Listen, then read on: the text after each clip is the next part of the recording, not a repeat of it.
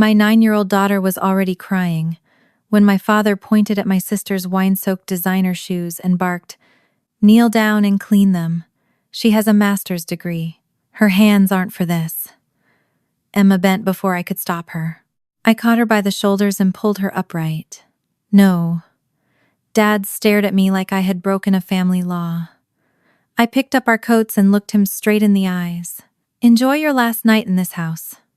2 hours later, police were pounding on his door and Dad whispered, "You found out, didn't you?"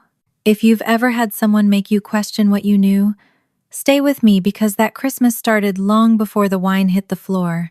9 days earlier, Emma had taken over half my kitchen table with construction paper, glue, silver ribbon, and a box of markers she insisted had to be arranged by shade.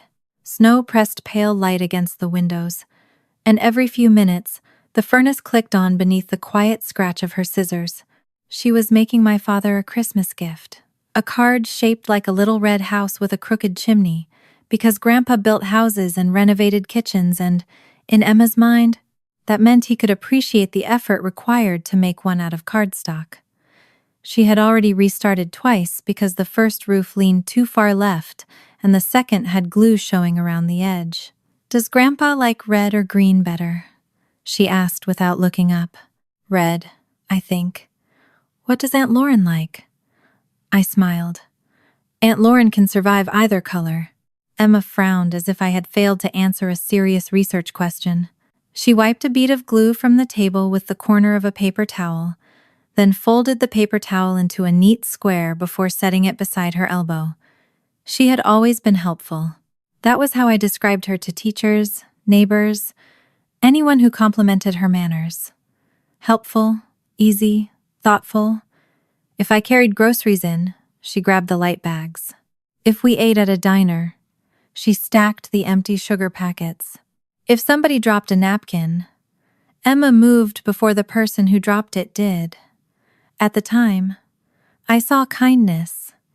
I didn't yet see how often she checked the adult's face afterward. She held up the card and asked whether Grandpa would think it looked professional. I laughed softly and told her no 9-year-old's Christmas card needed to pass an inspection. That did not satisfy her.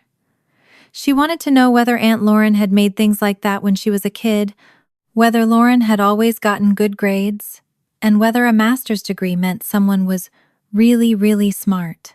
Dad talked about Lauren's degree, the way some fathers talked about military medals. Lauren had earned it years ago and gone on to become a senior corporate strategy director. But in Dad's vocabulary, the degree never became old news. It was proof of something. Lauren had judgment. Lauren had discipline. Lauren knew how the world worked. I was proud of my sister, too, though pride and resentment had learned to live uncomfortably close together inside me. "Your aunt worked hard," I told Emma. "That's what matters." Emma considered that, then bent over the card again. "Maybe Grandpa likes people who work hard." The sentence passed through me without stopping. I told her he would love the card because she made it for him, and I went back to sorting the mail. My phone buzzed against the counter. "Dad, can you look at a refinance packet for me before I upload the last pieces? You understand all this claims and paperwork nonsense better than I do."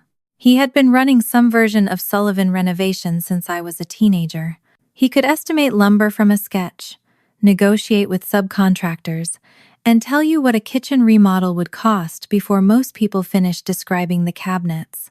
But whenever a form contained more than 2 pages of disclosures, he acted as if my job made me a translator for a foreign language. I was a senior claims and compliance analyst, not a mortgage officer, but I had spent enough years reading forms to know where people usually stopped paying attention. He emailed the packet while Emma hunted for a gold marker. I opened it mostly because saying no would have taken longer than scanning the obvious blanks. The house had been in our family for as long as I could remember. Not grand, not a mansion, just a solid 2-story place outside Columbus, with a deep backyard, an attached garage, and a basement Dad had finished himself in the 90s. My mother's name had always been on the title with his. That fact barely registered when I was 16. 17 years later, it became the first thing I looked at. The borrower section listed Thomas Sullivan. The ownership section listed Thomas Sullivan and Diane Sullivan. Then I reached the signature page. I stopped. There was my mother's name, Diane Sullivan. Not typed, signed. And next to it was a notarial acknowledgement, dated only a few days earlier. For a moment I heard nothing. Not Emma's markers clicking together. Not the furnace. Not the tires hissing over wet pavement outside. My eyes stayed on the sloping D, in Diane, as if staring harder could tell me whether it belonged to the woman who had written my name inside lunch bags and signed school permission slips when I was a child. I had not seen my mother in 17 years. Dad's story had changed in texture over time, but never in conclusion. Mom had left. She had wanted distance. She had made her choice. When I was 16, I had believed there must be an address Dad refused to give us. Later he said he did not have one. In my 20s, after enough failed searches, he settled on the sentence that ended every argument. If your mother wanted you to find her, she knew how to find you. I had searched anyway. Not dramatically. Not all at once. A public directory here, her maiden name there, old contacts, old email addresses, the names of people she once knew. Every few years I tried again, when some new site or database made me think the world had become too connected for a person to remain missing by choice. Nothing led to a conversation. Eventually, failure stopped feeling like a mystery and started feeling like an answer. She did not want me. That belief had hurt, but at least it had a shape. The signature on Dad's refinance packet cracked it open. I called him instead of letting myself decide what it meant. Where did Mom sign this? There was a pause short enough to deny later, and long enough for me to notice.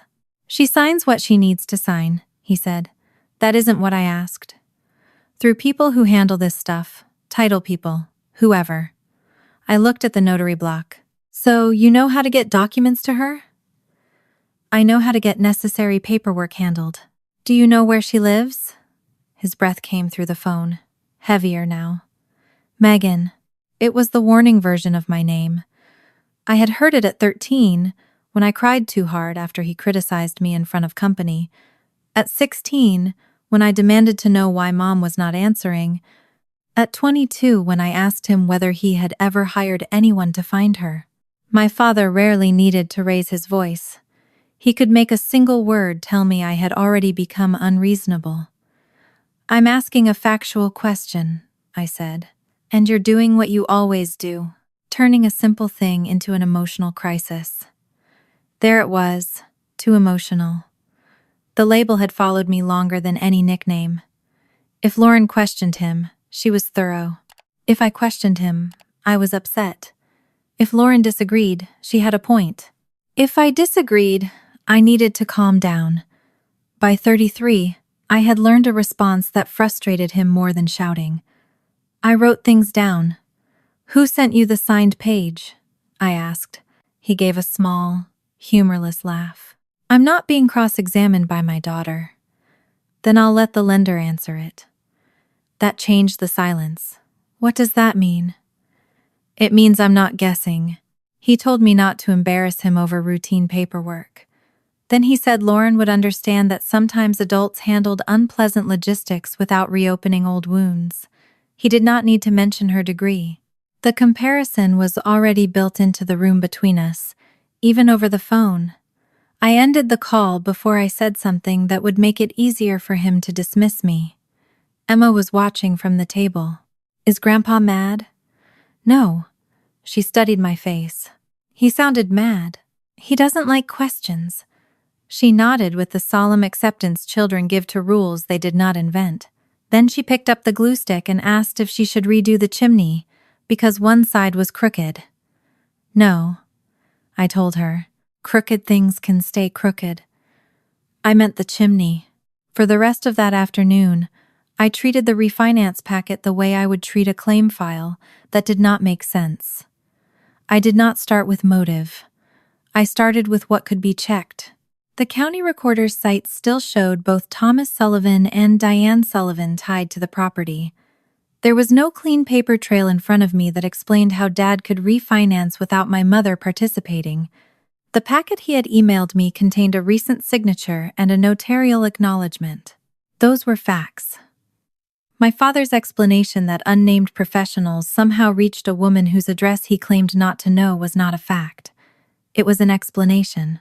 I called the lender using the number on its public website rather than anything inside Dad's email. I said I had been sent a copy of a refinance packet involving a family property and had reason to question whether one owner had actually signed it. I did not accuse my father of forgery. I did not tell them my mother had been missing, because I no longer knew whether that word was fair. I gave them the document I had received and answered what they asked. The woman on the fraud line became more careful as the call went on. She asked me to forward the email exactly as I had received it and not alter the attachment. She would not tell me what the lender would do next, only that the concern would be preserved and reviewed. That should have made me feel responsible. Instead, I felt disloyal. There is a particular kind of conditioning that survives long after you stop calling it fear. I was financially independent. I had my own home, my own career, my own child. Dad could not ground me, take my car keys, or tell me when to come home. And still, after reporting a suspicious signature, I stood at my kitchen sink with my hands in warm dishwater and felt as if I had violated a family rule. Emma came beside me and silently took a clean towel from the drawer. "You don't have to help," I said. "I know." But she dried the plate anyway. The next day, the lender called back. The person who spoke to me identified herself as part of the fraud review team and asked me to confirm again how I had obtained the packet. Then she told me something that removed the last safe explanation. The notary named on the acknowledgement had been contacted. She denied performing it. Not, "I don't remember the signature." Not, "I didn't watch Diane sign." She said the acknowledgement itself was not hers, and that Diane Sullivan had not appeared before her for that notarization. I sat in my car, in the parking lot outside my office, staring at the steering wheel while cold air leaked in around the door seal. A questionable signature could have been a mistake. A false notarization was a different animal. The lender was preserving the submission and referring the matter.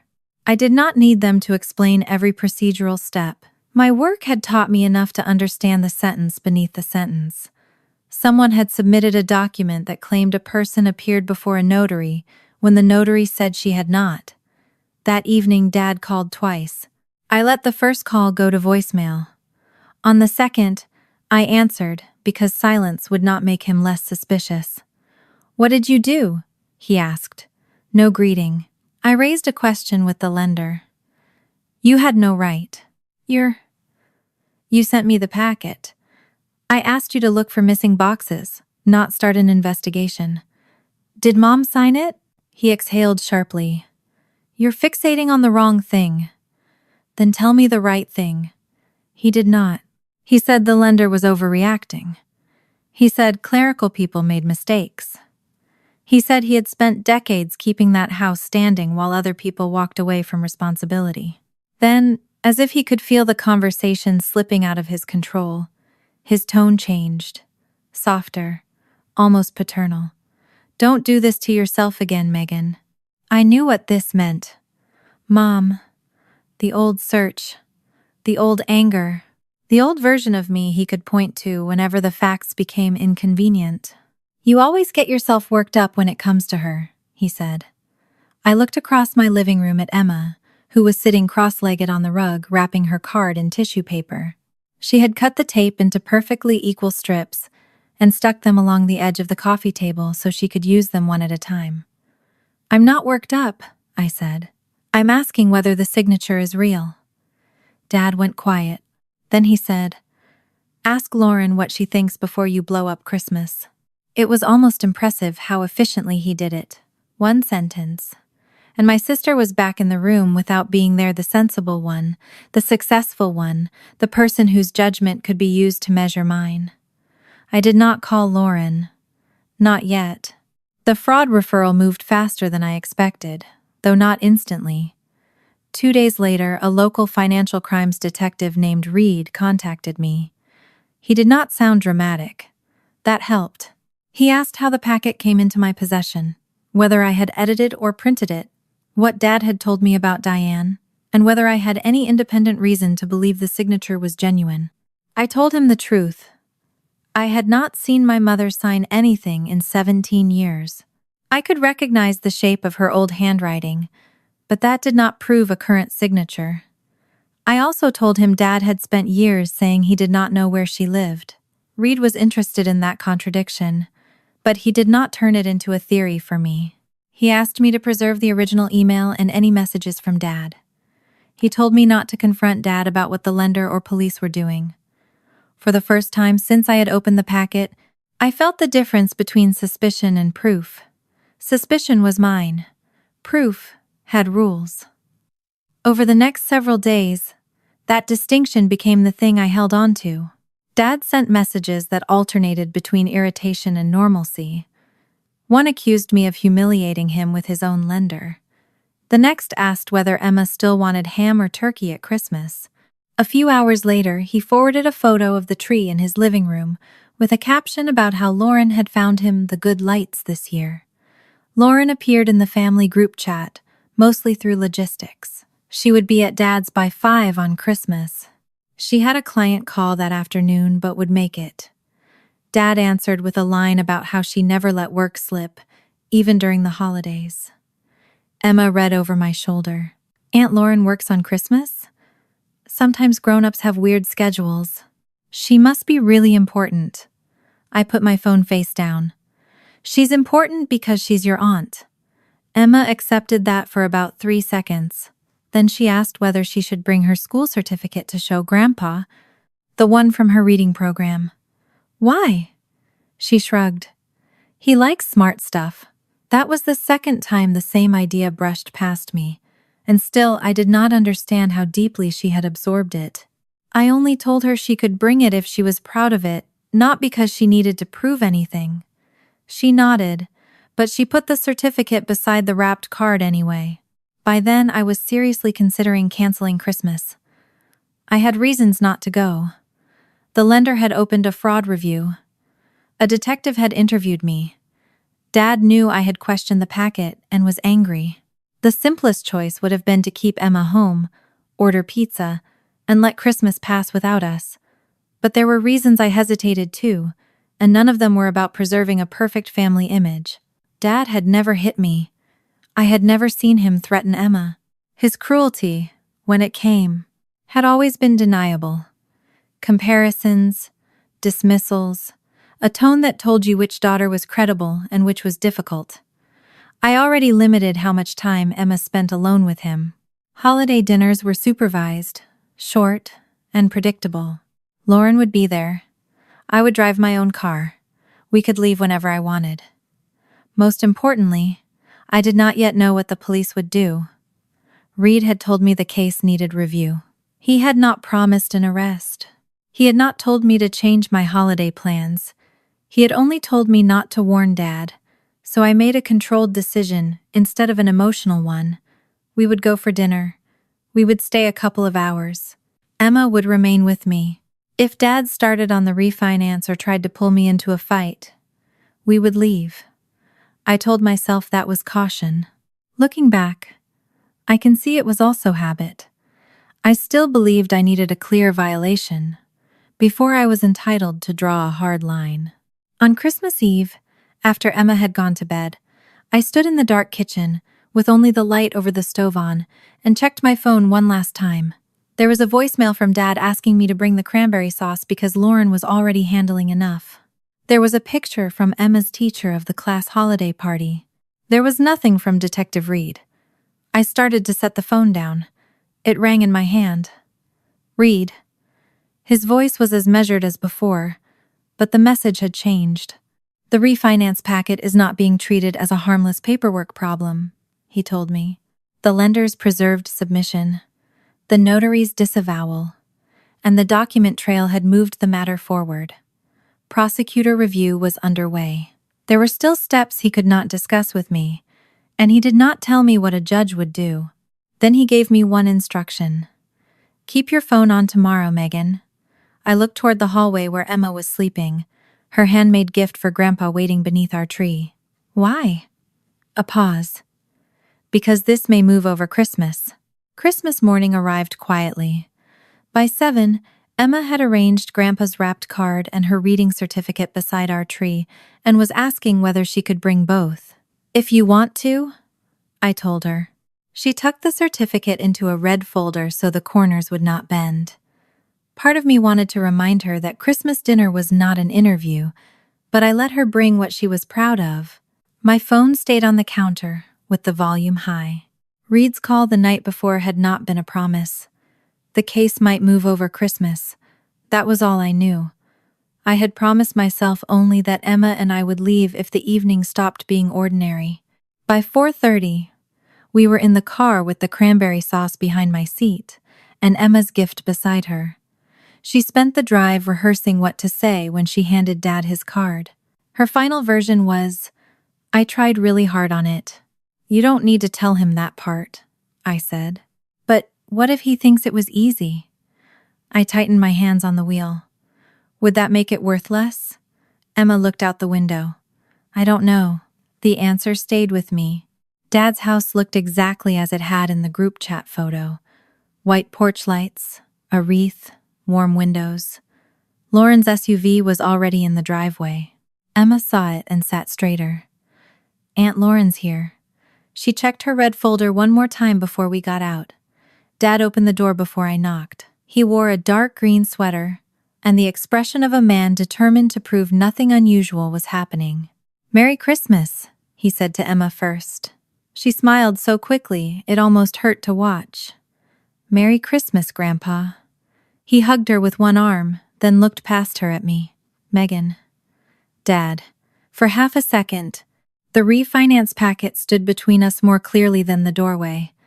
Then he stepped aside and let us in. Lauren was in the living room, still wearing the cream blouse and tailored black pants she must have had on for her client call. Her laptop sat closed on an end table. She had changed into a pair of glossy deep red shoes with narrow heels and a gold buckle across the front, expensive looking even to someone who could not have named the brand. Emma noticed them immediately. "I like your shoes." Lauren looked down and smiled. "Thank you. Are they for work?" "Not usually." Emma nodded as if filing the information away. Dad glanced at Lauren's shoes too. "Your aunt knows how to dress properly for a holiday." It was the kind of remark that could be heard as a compliment, unless you had lived inside the comparison long enough to know where the second half of it was hiding. I took off my coat and said nothing. Dad treated the rest of the afternoon as if the previous week had not happened. He asked whether I wanted coffee, complained that the grocery store had been out of his usual roles, and told Lauren a story about a contractor who had measured a doorway wrong. The performance of normalcy unsettled me more than anger would have. Every time his eyes touched mine, I wondered whether he knew how far the lender had gone. Every time he turned back to Lauren, I could feel the old family arrangement settling over the room. Dad at the center, Lauren as the reliable one, me as the daughter who might ruin a holiday if she asked the wrong question. Emma carried her own things to the tree. Dad had not asked her to. Then she returned and offered to take my scarf to the hall closet. "I've got it," I told her. "I can do it." "I know." She still waited until I handed it to her. Before dinner, Lauren mentioned that one of her recommendations had been moved into the next quarter's plan. Dad's face lit with uncomplicated pride. "That's why they pay for judgment," he said. Emma watched him as closely as she watched Lauren. Then she disappeared toward the kitchen and came back carrying 4 water glasses on a tray. My stomach tightened. "Sweetheart, put those down. I'll help Dad." "I'm okay." Dad waved a hand. "Let her learn to be useful." The sentence landed softly enough that no one reacted. Emma smiled. That was what I noticed. She smiled as if he had praised her. I stood and took 2 glasses from the tray before she could object.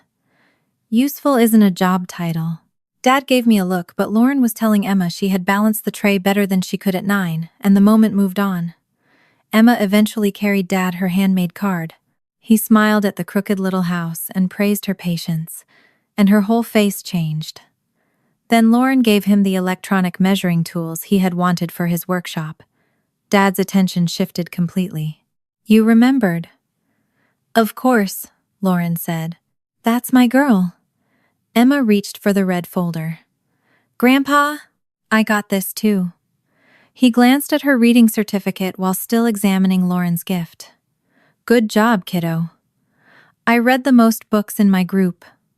Lauren asked how many. Dad kept studying the new tool. Emma answered Lauren, but watched him. The difference was small enough that I could have denied it. I had denied things like that for years. I was still watching Emma when my phone vibrated in my pocket. Not a group message. Read. I excused myself to the bathroom, locked the door, and opened the message. "Call me when you can do so privately." My pulse changed immediately. I called. He answered on the second ring. His voice stayed low and procedural. He told me the judge had approved an arrest warrant on the current refinance matter. Officers intended to make contact with Dad later that night. He could not give me an exact minute, and he did not want me changing my behavior in a way that would alert Dad. I pressed my free hand against the cool edge of the sink. Tonight? Yes. I thought of Dad 10 yards away opening Lauren's gift under his tree. Are they searching the house? Not tonight. Don't assume that. The distinction mattered. Tonight was about the arrest warrant. Any evidence search involving Dad's home office or business records would be handled separately through its own process. Reed reminded me not to confront Dad about the investigation. I said I understood. For 1 second I considered gathering Emma and leaving before dinner. Then I heard Reed's instruction in my head. Do not alert him. Walking out immediately after that call, with no new argument and no explanation, would have been its own kind of warning. More than that, nothing in the warrant changed the boundary I had already set for myself. Emma was beside me, Lauren was present, and I could leave the instant Dad crossed a line. I hated how clinical that reasoning sounded, but it was the only way I knew to separate what I feared from what I could actually act on. Then I looked at myself in the mirror. A judge had approved an arrest warrant because of the current refinance documents. It did not tell me why Dad had submitted the signature, where Mom was, or whether he had signed her name himself.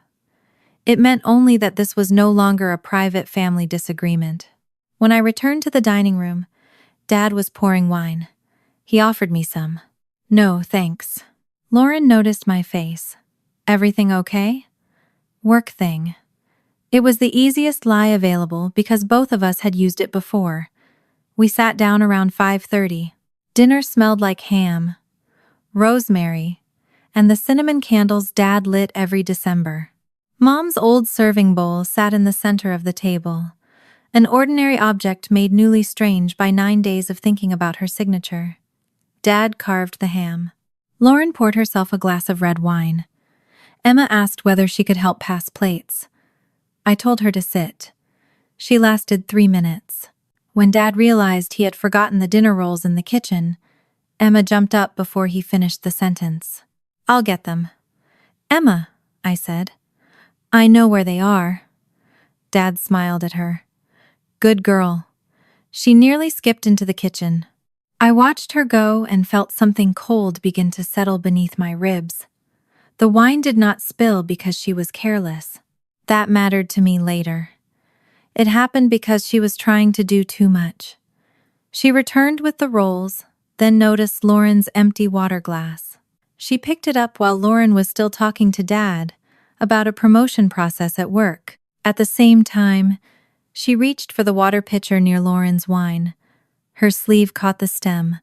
The glass tipped. Red wine washed across the white tablecloth, ran over the edge, and splashed directly onto Lauren's glossy red shoes.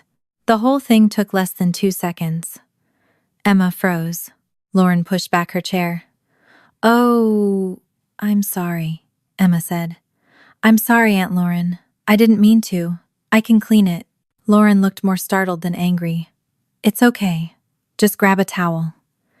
Emma was already moving. Dad stood so fast. His chair struck the wall behind him. What did you just do? Emma stopped. I spilled it. I'm sorry. He looked down at Lauren's shoes, then at Emma. His face changed. Kneel down and clean them, he yelled. She has a master's degree. Her hands aren't for this. The room went silent. For one suspended beat, nobody moved. Emma's lower lip trembled. Then she burst into tears. Not loud, angry crying. The worst kind. The kind that seemed to surprise her as it happened. I'm sorry, she whispered again. And she bent. She actually bent her knees. I was out of my chair before I consciously decided to move.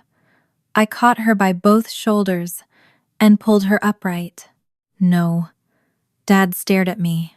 I could feel Emma shaking beneath my hands. There's wine on her shoes, he said. I can see that. She spilled it. She's 9.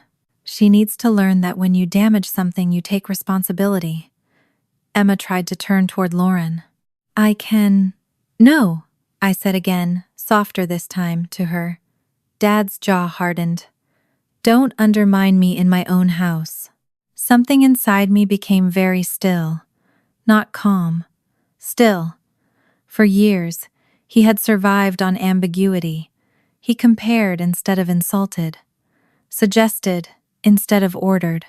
Made me explain why a tone hurt when the words themselves could be defended.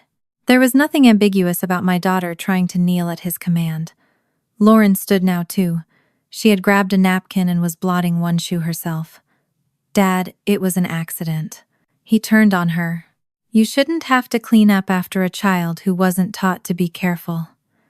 The shame on Emma's face changed direction. Now it was aimed at me too. Lauren's face had gone pale. She was still holding the napkin against one shoe, but she had stopped blotting.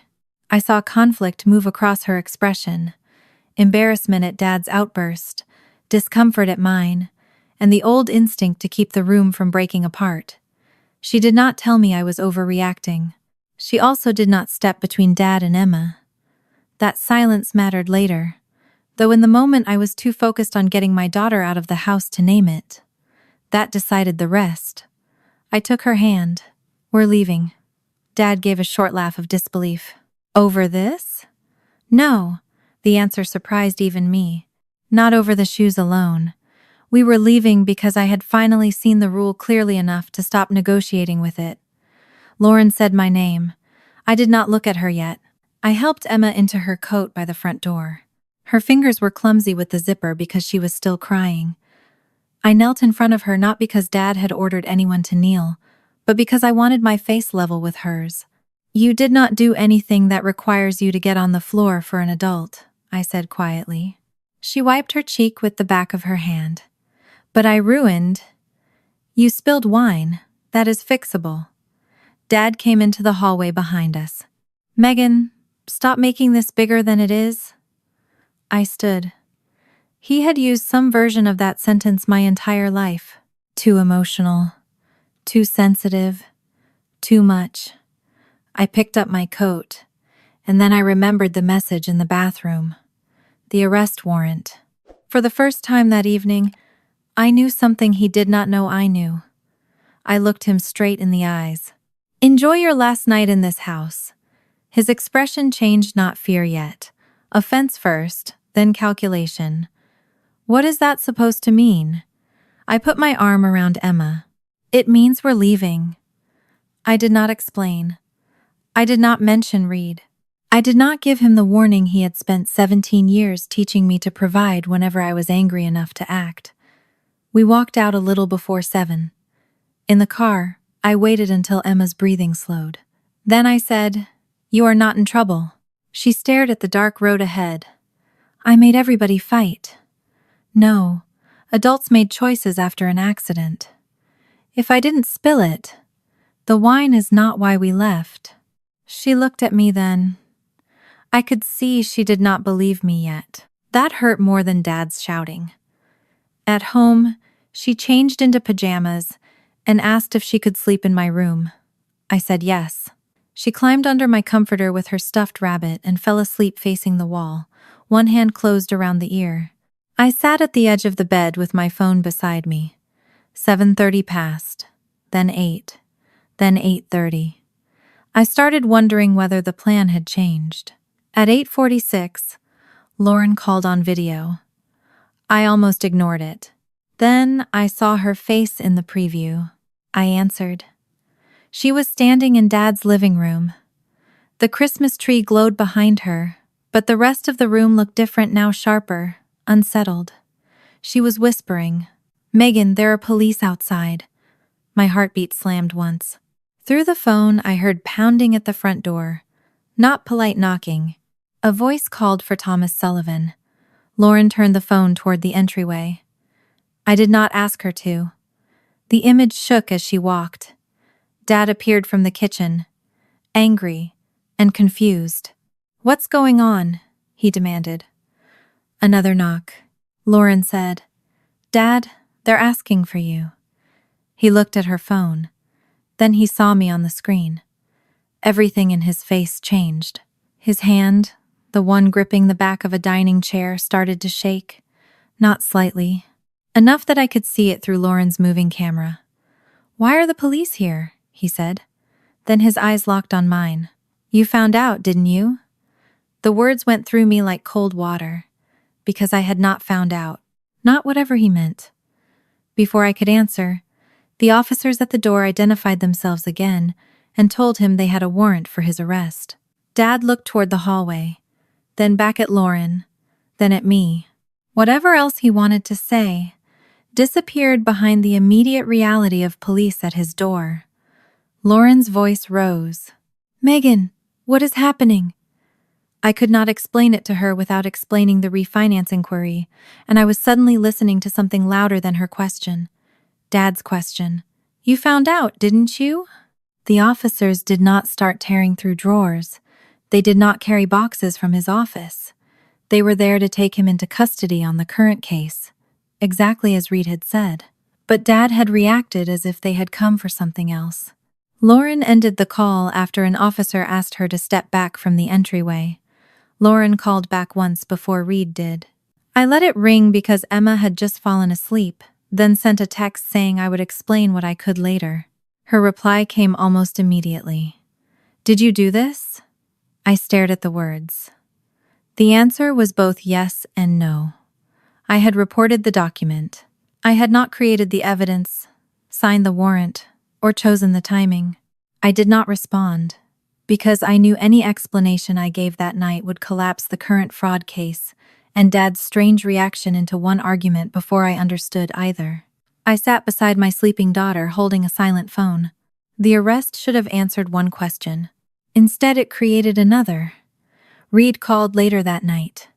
I stepped into the hallway so Emma would not wake. He confirmed only what he could. Officers had served the arrest warrant tied to the refinance matter. Dad was being processed. Anything involving a search of the home office or business records would be handled separately, not as part of that Christmas night arrest. I asked him the question that had been beating against my ribs since Lauren's call. "Did you find something else?" "What do you mean?" When he saw the police, he asked me if I'd found out. Reed was quiet for a second. "Found out what?" "I don't know." That wasn't about something we told him. My grip tightened on the phone. "So you came for the refinance paperwork?" "Yes." "And nothing else?" "Nothing else tonight." I looked back toward my bedroom, where Emma slept under my blanket because a grown man had made her believe an accident could cost her a place in the family. Then I looked at the dark window over my stairs and saw my own reflection. 17 years of my mother's absence had always ended with the same explanation. She left. She chose. She didn't want us. For the first time, that story no longer felt like an answer. Reed's next words made sure of it. "We came for the refinance paperwork," he said. "I have no idea what he thought you found." I did not sleep much after Reed's call.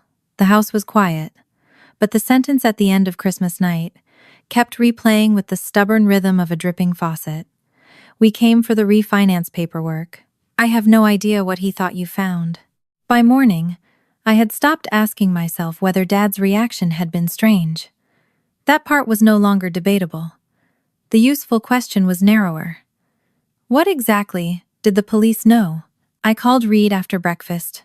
When Emma was in the living room building a puzzle, and the smell of coffee had finally pushed some of the Christmas night fog out of my head, he did not give me a dramatic update. In fact, the ordinary way he explained the case was almost reassuring. The current investigation was still exactly what it had been before dinner. The lender had preserved the refinance submission. The named notary had denied performing the acknowledgement and said my mother had never appeared before her for that notarization. The signature attributed to Diane was being treated as part of a suspected fraudulent submission. Those facts, together with other corroborating material from the refinance file, were what supported Dad's arrest. Nothing in that explanation involved 2009. Nothing involved a missing person investigation. Nothing involved a secret file about my mother. I asked Reed directly whether police had reopened anything about Diane Sullivan. No, he said. The answer should have reduced the size of the problem. Instead, it enlarged it. Dad had looked at me through Lauren's phone and panicked before anyone told him what the warrant was about. He had not said, "What did you do?" He had not said, "Is this about the loan?" He had asked if I had found out. That wording belonged to a fact already living in his head. Reed would not speculate with me. He reminded me that my father's reaction was not proof of a second crime, and that fear could make people say imprecise things. He also reminded me not to treat every family memory as evidence, just because the current case had made me suspicious. I respected him more for saying that. It was exactly the discipline I needed. The police had one case. I had one question. They were not the same thing. Later that morning, officers executed a separate search warrant at Dad's house during daylight hours. I was not there. I did not see what they carried out, and Reed did not narrate the search to me as if I were part of the investigative team. He only confirmed what the outline of the warrant allowed me to understand. The search concerned the home office and business records connected to the current financial investigation. Christmas night had been an arrest. This was a separate evidence action. That distinction mattered because Lauren did not make it. At 11:16, my phone lit up with her name. "Did you know they were going back into the house?" I stared at the message for several seconds before answering. I knew a separate search was possible. I did not know the timing. Her response came immediately. So yes, I set the phone down, then picked it up again. "Lauren, I did not send anyone into Dad's house. I reported a document he sent me. The lender and police made their own decisions. 3 dots appeared, vanished, then appeared again. You reported him right before Christmas and then told him to enjoy his last night there. There was no version of that sentence that made me look uninvolved, because I was not uninvolved. I had made the report. I had known about the arrest warrant before I spoke to Dad in the hallway. Pretending otherwise would have been cowardly. So I wrote the only accurate answer. Yes, I knew the arrest was coming. No, I did not know what happened after that. And I still don't know what he thought I found out." Lauren did not reply. Emma came into the kitchen holding 2 puzzle pieces. "Do these look the same to you?" One had a strip of blue sky, the other had the edge of a blue roof. "Almost," I said. She compared them again, then turned one sideways. "They're not." "No." She went back to the living room. I stood there with my phone in my hand and thought that evidence was sometimes like that. 2 pieces could look as if they belonged together because the colors matched. That did not mean they did. Dad's arrest and Dad's panic touched each other. I still did not know whether they connected. The holiday weekend moved slowly. Dad remained in custody, pending the next stage of the current case. I did not celebrate that. I did not drive past the house, to see whether police tape had appeared. There was none of the cinematic satisfaction people imagine when a person who has hurt you is suddenly behind a locked door. Mostly there were forms, calls I was not part of, and a 9-year-old who had become quieter whenever Grandpa's name came up. I kept my promise not to make her carry adult information. She knew police had taken him away because of grown-up paperwork that may not have been honest. That was enough. When she asked whether we were still going to see Aunt Lauren, I told her I did not know. She nodded and went back to coloring. That small acceptance made me angrier than a tantrum would have. By Monday, Dad had a bond hearing. Reed did not give me a legal lecture. He told me only the outcome that affected us. Dad would be released to another approved address, but for the time being, he was barred from returning to the house and home office, while evidence from the current case was being preserved and reviewed. The line I had thrown at him in the hallway came back to me. "Enjoy your last night in this house." I had meant it as a prediction based on the arrest I knew was coming. I had not known what a judge would do days later. Hearing that he could not return gave the sentence a weight I had not possessed when I said it. For a few seconds, I felt guilty about that. Then I remembered Emma bending her knees. The guilt passed. Dad did not call me after his release. He called Lauren. I learned that because she called me less than 2 hours later. Her voice was flat in the way it became when she was trying very hard not to sound angry. "Dad says you did this because of Christmas." I was standing in my laundry room folding towels. I stopped with one of Emma's pink washcloths in my hands. "He said that after being arrested for paperwork he submitted before Christmas? He said you've been looking for a reason to punish him for years. That isn't an answer. He also said you told the lender things about Mom that had nothing to do with the refinance." I told them I had not seen her sign anything in 17 years. That is relevant when her signature appears on a document. Lauren inhaled. I could hear traffic on her end. She was probably in her car, using the call the same way she used difficult conversations at work, contained, timed, with an exit available. "Dad says you're turning this into Mom again." There it was. Not the shoes. Not the false notarization. "Mom." I sat on the clothes dryer. "What exactly did he tell you?" A pause. "That you've always believed he knows more about where she went than he does." The words landed harder than I expected. "Do you?" "Do I what?" "Believe him." "Megan, do you believe Dad has no idea where Mom has been all these years?" Lauren's silence was not long, but I filled it with 17 years. She finally said, "I believe Mom left. That isn't what I asked.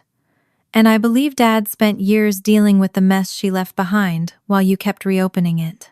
The sentence hurt because it sounded like him, but it was Lauren's voice. I should have stopped there. I should have recognized what was happening. Dad had left custody and immediately moved the argument away from a verifiable document and into the oldest emotional split in our family. Instead, I let him move me too. "Did you know he could get paperwork to her?" "What?" "The refinance packet. He claimed Mom still signs property documents through intermediaries. Did you know that?" "No." "Did you know there had been contact?" I just said no. "Then why are you defending him?" "I'm not defending fraud. I'm telling you that you always do this. One fact becomes a whole theory." My face heated. "One fact?" "Lauren, a notary says Mom never appeared before her. Dad gets arrested, and the first thing he says when police show up is that I found out something. Now he calls you instead of me, and suddenly I'm the problem again. You called the lender because he sent me a false-looking document. And then you threatened him in front of Emma." I stood. "He ordered my daughter onto the floor to clean your shoes." "I know what happened." "Do you?" The question came out sharper than I intended. Lauren went quiet. I saw her again in Dad's dining room, standing with the napkin in her hand while Emma cried. Lauren had said it was an accident. She had not agreed with Dad, but she had not stopped him either. Years of resentment found that opening before judgment could close it. How much did you know? I asked. About what? Mom, Dad, whatever he's hiding. Her voice changed. Be careful. I was too angry to hear the warning. You were 20 when Mom left. I was 16. Dad told you things he didn't tell me. You were always the one he trusted, the one with good judgment, the one who understood adult decisions. So tell me, did you know he was still getting documents from her? No. Did you know where she was? No. Did you help him keep me from finding her? The silence after that question was different. It was not hesitation. It was injury. When Lauren spoke again, her voice had gone very cold. You think I helped Dad hide Mom from you? I should have corrected myself immediately. I did not. I think he protected you from things he blamed on me. That is not the same thing. I don't know what the same thing is anymore. Well, here is one thing you can know. I did not know where Mom went. I did not help Dad hide her. And if you are going to accuse me of that because you're angry about Christmas, then we are done talking. I'm not angry because of Christmas. She gave a short laugh without humor. Of course you are. The call ended. I stood in the laundry room with the towels cooling in my hands, and knew, almost immediately, that I had made a mistake. Not because Lauren had convinced me Dad was innocent, because I had done exactly what I claimed to hate. I had taken a position in the family system and treated it as proof. Golden Child had become accomplice in my head without evidence carrying me there. I wanted to call her back. I did not. An apology made before I understood what I had done would only sound like another argument trying to get the last word. So I returned to the one thing I trusted more than my temper: records. The current refinance packet had forced me to look at the house title for the first time in years. That meant the county recorder's index was already open territory. Public property records did not care whether Lauren believed me. They did not care whether Dad called me emotional. They did not even care whether my theory was wrong. They recorded what had been filed. I started with the current parcel and worked backward. The process was less exciting than the word investigation makes it sound. Search a name, open an index, compare dates, ignore documents that had nothing to do with the question, write down instrument numbers, follow references from one filing to another. I was not looking for proof that Dad had hidden Mom. I was trying to answer something smaller. Had Diane Sullivan's name appeared on property records after the point when Dad said he had lost all contact with her? For the first hour, the answer looked like no. Then an older entry caught my eye. The date was more than a year after Mom's disappearance. I opened the scanned image. It was a recorded instrument tied to the house and an existing lien. 2 pages of dense property language sat above signature blocks I had seen versions of 100 times in claims and title files. Thomas Sullivan, Diane Sullivan. I leaned closer to the screen. My mother's name was signed. Below it was a notarial acknowledgement. I did not assume the signature was real. The current refinance had cured me of that shortcut. I did not assume the notarization was valid either. But this document was not dated 2026. It had been recorded more than 15 years earlier, at a time when Dad had repeatedly told me he had no idea where my mother was. I checked the recording date twice, then the acknowledgement. The notarial venue listed a place several hours from Columbus. For a moment I felt the old urge to build the entire story at once. Dad knew where she was. Dad took her there. Dad lied about everything. I stopped myself. The document did not prove any of that. A signature could be genuine or false. A notarization could be proper or improper. A person could sign a property document without resuming contact with her daughter. Facts first. I kept reading. At the bottom was a line most people would have skipped. Document prepared by. The name underneath was Dad's renovation company. Another line listed the return address after recording. The same business.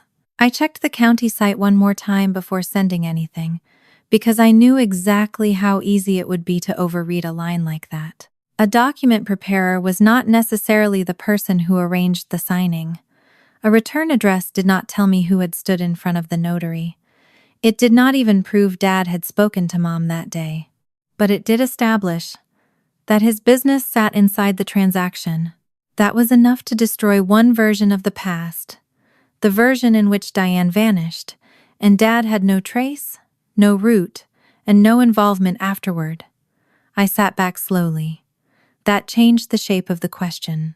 If Dad's company had prepared or returned a document bearing Mom's name more than a year after she supposedly disappeared beyond his reach, then his old story needed an explanation it had never needed before. It was not proof of kidnapping or concealment. It was a contact trail, something concrete enough to ask about. I took screenshots of the public index, the recording date, and the preparer return information. Then I downloaded the instrument from the county site and saved it in a folder separate from the current refinance material. My first instinct was to send everything to Reed. I stopped. The record was public, but the question it raised was still partly personal. Reed's current case involved the 2026 refinance. I could pass along relevant information later without turning him into the detective of my mother's disappearance. My second instinct was to call Dad. That one I rejected immediately. He had spent my entire life turning direct questions into evaluations of my character. My third instinct was Lauren. I stared at her name in my messages. The last thing I had said to my sister was an accusation I could not support. If I sent her a paragraph explaining what I thought the old filing meant, she would hear the theory before she saw the fact. So I did something harder. I sent one image, only the section showing the old recording date and Diane Sullivan's signature block. No accusation. No caption about Dad lying. No demand that Lauren apologize. Just the image. Then, beneath it, this was recorded more than a year after he told us he had no contact with her. The message delivered. For several minutes, nothing happened. I put the phone down and made dinner for Emma. She talked about a book she wanted to finish before school started again. I listened, or tried to. Every time my phone lit with a weather alert or an email, my attention snapped toward it. After we ate, Emma carried her plate toward the sink. I almost told her to leave it. Then I caught myself, before turning every helpful thing she did into a symbol. She was still allowed to be kind. My job was not to make her afraid of helping. It was to make sure she did not believe helping purchased love. "Thank you," I said. She smiled and went to brush her teeth. My phone remained silent. 9 minutes became 20. 20 became 43. I started to think Lauren was not going to answer. Then, at 8:17, the screen lit. One message. Dad told me he never saw her again. I read it once, then again. Lauren had not apologized. Neither had I. She had not said I was right. She had not said Dad was guilty. But for the first time in 17 years, my sister and I were staring at the same fact, and Dad's version did not fit cleanly around it. Lauren's message sat on my screen until the words stopped looking like a sentence and started looking like a door. Dad told me he never saw her again. I did not answer that night. The old property instrument was public, and the date on it was real, but I had already learned what happened when I tried to force a conclusion faster than the evidence could carry it.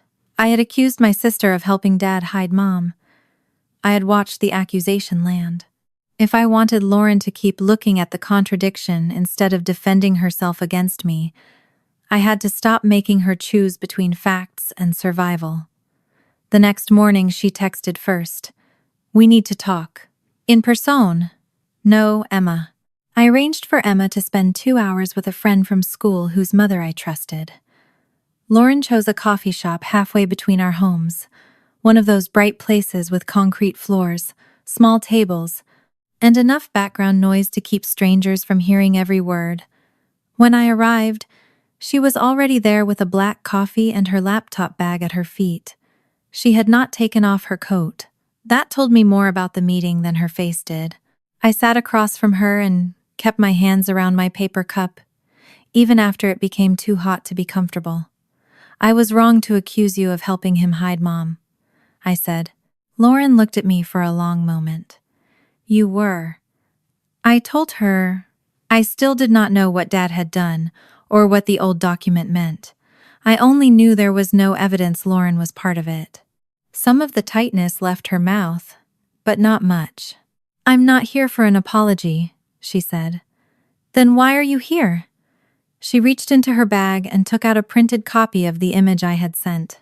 Because he told me he never saw her again. The word saw caught my attention. Dad had spent years choosing language that sounded complete until you pushed against it. I almost said that aloud, then stopped. I turned the paper so it sat between us. Can we make a rule? She gave me a wary look. We agreed on one rule. Repeat only what Dad had actually told us, not what we thought he meant or assumed the other knew. If memory was uncertain, we would say so.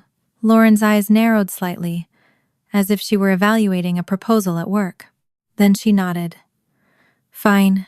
It was not reconciliation, it was procedure. For the first time, that was exactly what we needed. I opened the Notes app on my phone, but left it on the table where she could see it. Lauren did the same with a blank page in a notebook. We started with the year Mom left, not because either of us wanted to relive it, but because we had never compared what Dad told us in the same room. Lauren went first. Lauren said Dad had told her Mom felt trapped, that she had spent years doing what everyone else needed, and finally wanted a life that belonged to her. I stared at her, then asked the question I had been carrying since childhood. Had he ever told Lauren that Mom left because of me? Lauren said no so quickly that politeness never entered it. I felt something old shift inside me. I told Lauren Dad had said Mom could not take the fighting anymore, that every conversation with me became a crisis, and that she needed peace. He made me believe I was why she left. Lauren stopped writing. The coffee shop noise seemed to pull farther away. Lauren asked whether Dad had really said that to me. I told her he had, more than once. She looked down at her notebook as if there might be a version there that made the two statements compatible. Finally, she said there had been fighting in the house, that I had been 16 and Dad and I had fought constantly. I told her I knew, and when she began to qualify what she meant, I told her I understood that too. I forced myself not to defend the 16-year-old version of me. What did he tell you when you asked where she went? Lauren pressed her thumb against the cardboard sleeve around her coffee. That she didn't want to be chased. Chased? Lauren said Dad had framed Mom's departure as a hard decision that deserved respect. Calling relatives or old friends, he said, would only prove we ignored her boundaries. I could hear Dad's voice inside the phrasing. What did he say when you wanted to call her? That she would reach out when she was ready. And when she didn't? Lauren's eyes moved away from mine. That maybe she was trying to start over. My mother, in Lauren's version, had been a woman escaping a suffocating life and asking for freedom. In mine, she had been a woman fleeing an unbearable daughter. Same absence, different mother. I told Lauren what Dad said to me when I was 19 and found an old email address for one of Mom's cousins. He told me I was humiliating myself. I told her what he said when I was 22 and asked whether we should hire someone to look for Mom. If she wanted you, she knew where to find you. I told her how often he turned my search into proof that I was unstable, obsessive, unable to accept rejection. Lauren listened without interrupting. When I finished, she said quietly, "He never told me you were the reason she left." The sentence hurt in a place I had assumed was scar tissue. I looked at her notes. What did he tell you about me? Lauren hesitated. Our rule mattered most when the answer was ugly. He said you couldn't accept that Mom chose something you didn't like. That's all? No. I waited. He said you needed somebody to be guilty because rejection was harder for you to live with. I laughed once, not because anything was funny. So he gave you the version where Mom was independent and I was controlling. Lauren's face tightened. Don't turn this into another accusation. I'm not. I'm saying that's what the stories do. She looked back at the paper between us. I could see the moment she understood what I meant. Dad had not I had been the difficult daughter whose inability to accept that choice proved why the woman needed to leave. For 17 years, Lauren had defended a story that blamed me for wanting Mom back, while I resented Lauren for information Dad had never given her. We had been arguing about two different mothers assembled from the same absence. Lauren closed her notebook. I need to ask him about the document. The old instinct in me wanted to say don't. Dad will get inside the question before we know what we have. But the whole point of the meeting was that I did not get to become the new gatekeeper just because I distrusted the old one. Ask him exactly what you want to know, I said. Just tell me what he says afterward. His words, not what you think he meant. She studied me. You're serious? Yes. She stood and put on her gloves. We are not on the same side, Megan. I know. I still think you handled Christmas badly. I know. I still think you see patterns before you have proof. I almost smiled at the irony. Sometimes I do. That answer seemed to unsettle her more than a fight would have. She left with the copy of the old instrument folded inside her bag. I picked Emma up 40 minutes later. She had spent the morning making bead bracelets and was wearing 3 of them at once. I let the ordinary sound of her voice fill the car. At home, she helped put away groceries without being asked. I watched her place a box of cereal in the pantry, then move the canned soup into a straighter line. I almost said, "You don't have to do that." Instead, I asked whether she wanted hot chocolate. She nodded. While the milk warmed, she stood on the other side of the kitchen island rolling one of the bracelets around her wrist. Mom? Yeah? Did the police come because I spilled the wine? The spoon stopped in my hand. I had corrected that idea on Christmas night. She had listened. She had not believed me. No, I said. She watched the milk, not me. But they came after. Yes. After does not mean because of... Her forehead wrinkled. I turned off the burner and came around the island. I reminded Emma that police were dealing with Grandpa's paperwork before Christmas dinner, before the wine, before she touched the glass. Nothing she did made them come. She absorbed that slowly. Would they still have come if I didn't spill it? Yes. Would we still be mad? That question was harder because it did not have one clean answer. I was already asking Grandpa serious questions, I said. What happened at dinner showed me something else I needed to act on. Those are 2 different things. Emma looked down at the bracelets. So I didn't make the family break? The words were so small I almost missed them. I felt them anyway. No. I crouched so we were eye level. I told her she was a kid who had spilled a drink. Adults were responsible for what happened before and after it. She did not have enough power to cause all of this, however frightened she felt. Her mouth twisted. Grandpa got really mad. He did. Because of me. Because of his choice about how to react to you. She did not suddenly brighten. She did not say she understood. She only nodded once. That was enough for the moment. I could see Emma beginning to turn other people's choices into evidence about herself. The pattern was standing in my kitchen, wearing 3 plastic bracelets. My phone buzzed on the counter. Lauren. She had sent a screenshot. Dad's message was longer than I expected. For several lines he complained about lawyers, the police, and Megan's obsession. Then the tone changed. I could almost hear him deciding that denial had become more dangerous than admission.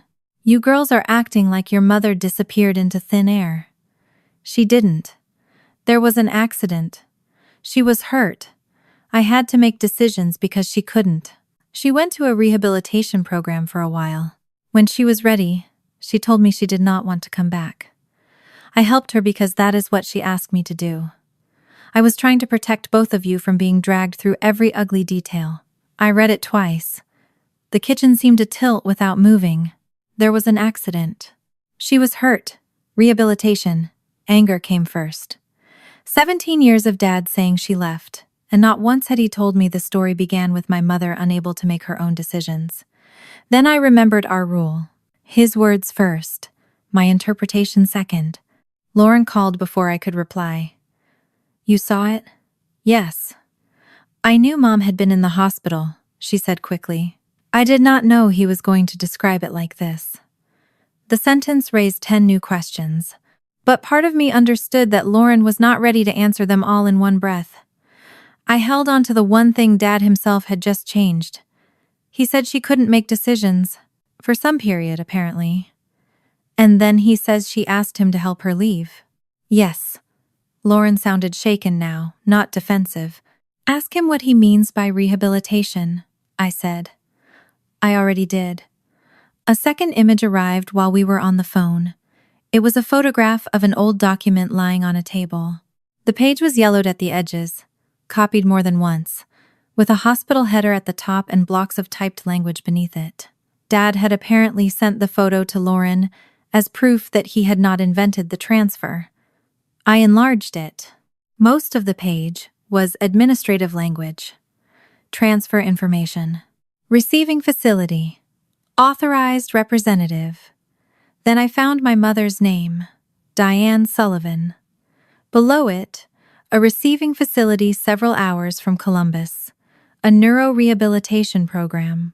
My throat tightened. Farther down was a line identifying Thomas Sullivan as the person authorized to consent during a period in which the treating physicians had documented that Diane lacked decision-making capacity. Lauren was silent on the phone while I read. "Do you see that?" I asked.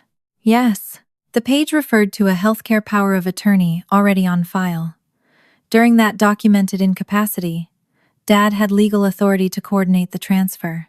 I hated that it mattered, but truth did not become less important because part of it helped him. "This doesn't prove he did anything wrong by transferring her," I said. "I know. If she lacked capacity, and he was the healthcare agent, the transfer itself can be legitimate." "I know, Megan." Her voice sharpened, but not at me. At the problem. I looked again at the dates. The transfer occurred soon after the accident. Dad's message said, when she was ready, she told me she did not want to come back. Those were 2 separate periods, connected only by his explanation. "What happened to her?" I asked. "I don't know exactly." "You said you knew she was in the hospital." Lauren said she knew there had been a fall and that Mom was hurt. At 20, she believed Dad when he said Mom needed treatment and then space. She stopped. There was clearly more behind that memory, but the document in front of me had already changed the question enough. "What does the page say about how long he had authority?" Lauren asked. I read the relevant lines again. "It doesn't say he had permanent authority. It says the healthcare power activated because physicians documented incapacity. So if she got better, then we need to know when she could make her own decisions again." There it was. A lawful transfer while Mom could not decide for herself was one thing. What happened after she could decide for herself was another. Dad's new story was more dangerous because it contained facts we could verify. Injury, temporary incapacity, rehabilitation, and lawful authority during that period. Then, according to him, Mom independently asked to leave us. The half-truth did not close the mystery. It moved it onto more dangerous ground. If Mom's disappearance began while she was cognitively vulnerable, then every statement about what she wanted had to be attached to a date, before capacity returned or after. Through Dad or directly from her? Temporary treatment decision or permanent family choice? I heard Lauren exhale. Why didn't he tell us this before? I had a dozen answers available. None of them were facts. I don't know. He made it sound like she packed a bag and walked out. Yes. That's what you thought too? I looked at Emma's hot chocolate cooling on the counter. No, I said.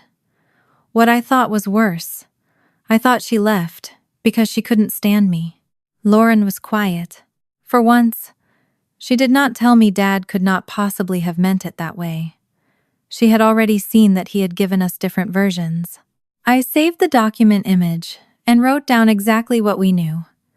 Accident, hospitalization, documented temporary incapacity, healthcare power of attorney, transfer to neurorehabilitation several hours away. Dad is authorized agent during incapacity. Dad now claiming mom later asked him to help her leave. Then I wrote what we did not know. When did mom regain decision-making capacity? What did dad tell her about us after that? What did he tell us about her? Did she personally request no contact? Did she know we were searching? The list was longer than the facts, but it was finally the right list. Lauren said, "I don't know what to do with this." I understood. For 17 years, Lauren had treated respecting mom's choice as maturity, while I had treated rejection as painful but settled. The rehabilitation document destabilized both defenses. "We don't decide what it means yet," I said. "That sounds like you." "What?" "Annoyingly procedural." I almost laughed. Almost. "Right now, procedural is keeping me from accusing you of another felony. That would be progress." The line was dry enough to sound like the sister I remembered from before every conversation became a competition over who had understood the family correctly. It did not repair us, but it changed the room. I looked once more at Dad's message. He had abandoned outright denial. That was the important part. When the old property record contradicted, "I never saw her again," he did not keep saying the record meant nothing. He supplied a larger story that explained why his business had remained connected to mom: injury, rehabilitation, legal authority, then a request to leave. A story with true pieces. A story only he had been allowed to narrate. For 17 years, Lauren and I had each been handed a different ending. Now we had finally found the missing middle. And the middle began with our mother unable to speak for herself. I said the question aloud, before I could lose it. When mom could make her own decisions again, what did dad tell her about us, and what did he tell us about her? The question from the night before stayed with me into the next morning, but for once I did not wake up wanting to call dad and demand an answer. I wanted a date. If his legal authority had existed only while mom lacked decision-making capacity, then the story turned on a line neither Lauren nor I had ever been taught to look for. When that authority ended, Lauren called before 9. We agreed to start with the one piece of Dad's new story we could verify without asking anyone to tell us what mom had felt. The neurorehabilitation facility named on the transfer page no longer existed under the same name. A search showed that it had been acquired years earlier by a larger health system. Its old website was gone, but archived professional listings and licensing records were enough to establish what kind of place it had been. A specialized program for patients recovering from serious neurological injuries, including traumatic brain injuries that could affect memory, judgment, attention, and executive function. That did not tell us what had happened to mom. It told us Dad had not sent her to an ordinary physical therapy center after a minor fall. I called the successor health system from my office parking lot because I did not want Emma hearing me discuss her grandmother's medical history before I understood any of it. I explained that I was Diane Sullivan's adult daughter, and that I was trying to confirm whether an old facility had become part of their system. The woman who answered could confirm the acquisition and the old facility name. She could not tell me whether Diane had ever been a patient when she had been discharged, what doctors had written, or whether records still existed. Without Diane's authorization, or some other valid legal basis, the private clinical record was not mine. I knew that before I called. Hearing it stated plainly still mattered. For years, Dad had acted as if information about mom belonged to whoever had enough authority to pronounce what she wanted. I did not want to repeat that behavior simply because I believed my reason was better. I wrote down only what we could establish lawfully. The facility existed in 2009. It specialized in neurorehabilitation. The transfer document Dad himself had sent placed mom there shortly after the accident, and no one was going to hand two estranged daughters 17 years of private medical history because we asked. Lauren and I compared the transfer date with the old property instrument I had found. They were separated by more than a year. That gap became more important than either document by itself. Dad's current defense compressed everything into one smooth sentence. Mom was hurt. He made decisions while she could not, she recovered, and then she asked him to help her start over. But the documents did not provide that smoothness. They gave us two distant points. One near the beginning, when doctors had documented incapacity. One more than a year later, when a property instrument bearing Mom's name was recorded several hours from Columbus, and Dad's business appeared inside the transaction. Everything between those points still came from Dad. Lauren came over that evening after Emma had gone to bed. She brought her notebook from the coffee shop and sat at my kitchen table with the old transfer image open on her laptop. She had been staring at the date for several minutes when she said, "I need to correct something." I waited. Her fingers rested on the edge of the computer. "I made it sound yesterday like I barely knew what happened to Mom. That isn't true." She did not look at me when she said it. "I was 20. I saw her in the hospital." The sentence did not shock me as much as the shame in Lauren's voice. I had always known she was older when Mom disappeared. I had used that fact against her during our argument, as if adulthood at 20 meant she should have understood everything. But I had never asked what she had actually seen. Lauren told me she remembered fluorescent hospital light, Mom's hair looking wrong because someone had washed dried blood from one side, and a nurse asking Lauren to keep questions simple because Mom tired easily. She remembered Mom knowing who Lauren was. She also remembered Mom losing track of what day it was and asking the same question twice within a short visit. Those memories were not a diagnosis. Lauren knew that now. At 20, she had only known her mother was badly hurt. Dad had handled everything else. After the transfer, Lauren had wanted to visit the rehab facility. Dad told her Mom was overwhelmed, that visits were setting her back, and that the doctors wanted calm. Later, his wording changed. Mom did not want visitors. Then Mom needed the girls to stop pressing. Then Mom had made a decision about her life, and Lauren was old enough to respect it. "Did he ever put her on the phone with you?" I asked. Lauren shook her head. "Did you ever hear Mom say not to come?" No. There was no victory in the answer. Lauren had not caught Dad lying at 20. She had obeyed what sounded like a medical boundary delivered by the parent who still seemed capable of making sense of the crisis. She rubbed both hands over her face. "I should have gone anyway. I understood the impulse because I had one of my own ready. I should have searched harder. I should have refused Dad's answer. I should have found a way, but regret was not evidence either." "What do you remember that we can use?" I asked. That shifted her attention. She opened her notebook. Dad had driven out of town repeatedly after Mom's transfer. Lauren remembered because she was living at home for part of that year, and sometimes used his truck when her own car was in the shop. More than once, she had expected it to be available and found it gone before sunrise. He called those trips paperwork, insurance, or checking on things. Months later, when he had already told us Mom wanted a separate life, the trips continued occasionally. "How long?" I asked. Lauren frowned. "I can't give you dates." "Season?" She thought about it. "One was after my birthday. I remember because I had just turned 21, and he told me I should have planned better if I needed the truck. Another was cold weather, maybe the next winter." I wrote those down as memory, not fact. That distinction was becoming a kind of discipline between us. Lauren could not prove where Dad drove, but the memory gave us something specific to compare against records that existed for other reasons. 2 days later, Reed called. He began by reminding me that the search at Dad's house belonged to the current financial case and that he could not turn me into a private audience for everything investigators had collected. I told him I understood. Then he said some of the material recovered from the home office was older than the refinance file. Dad had kept business archives. That was not surprising.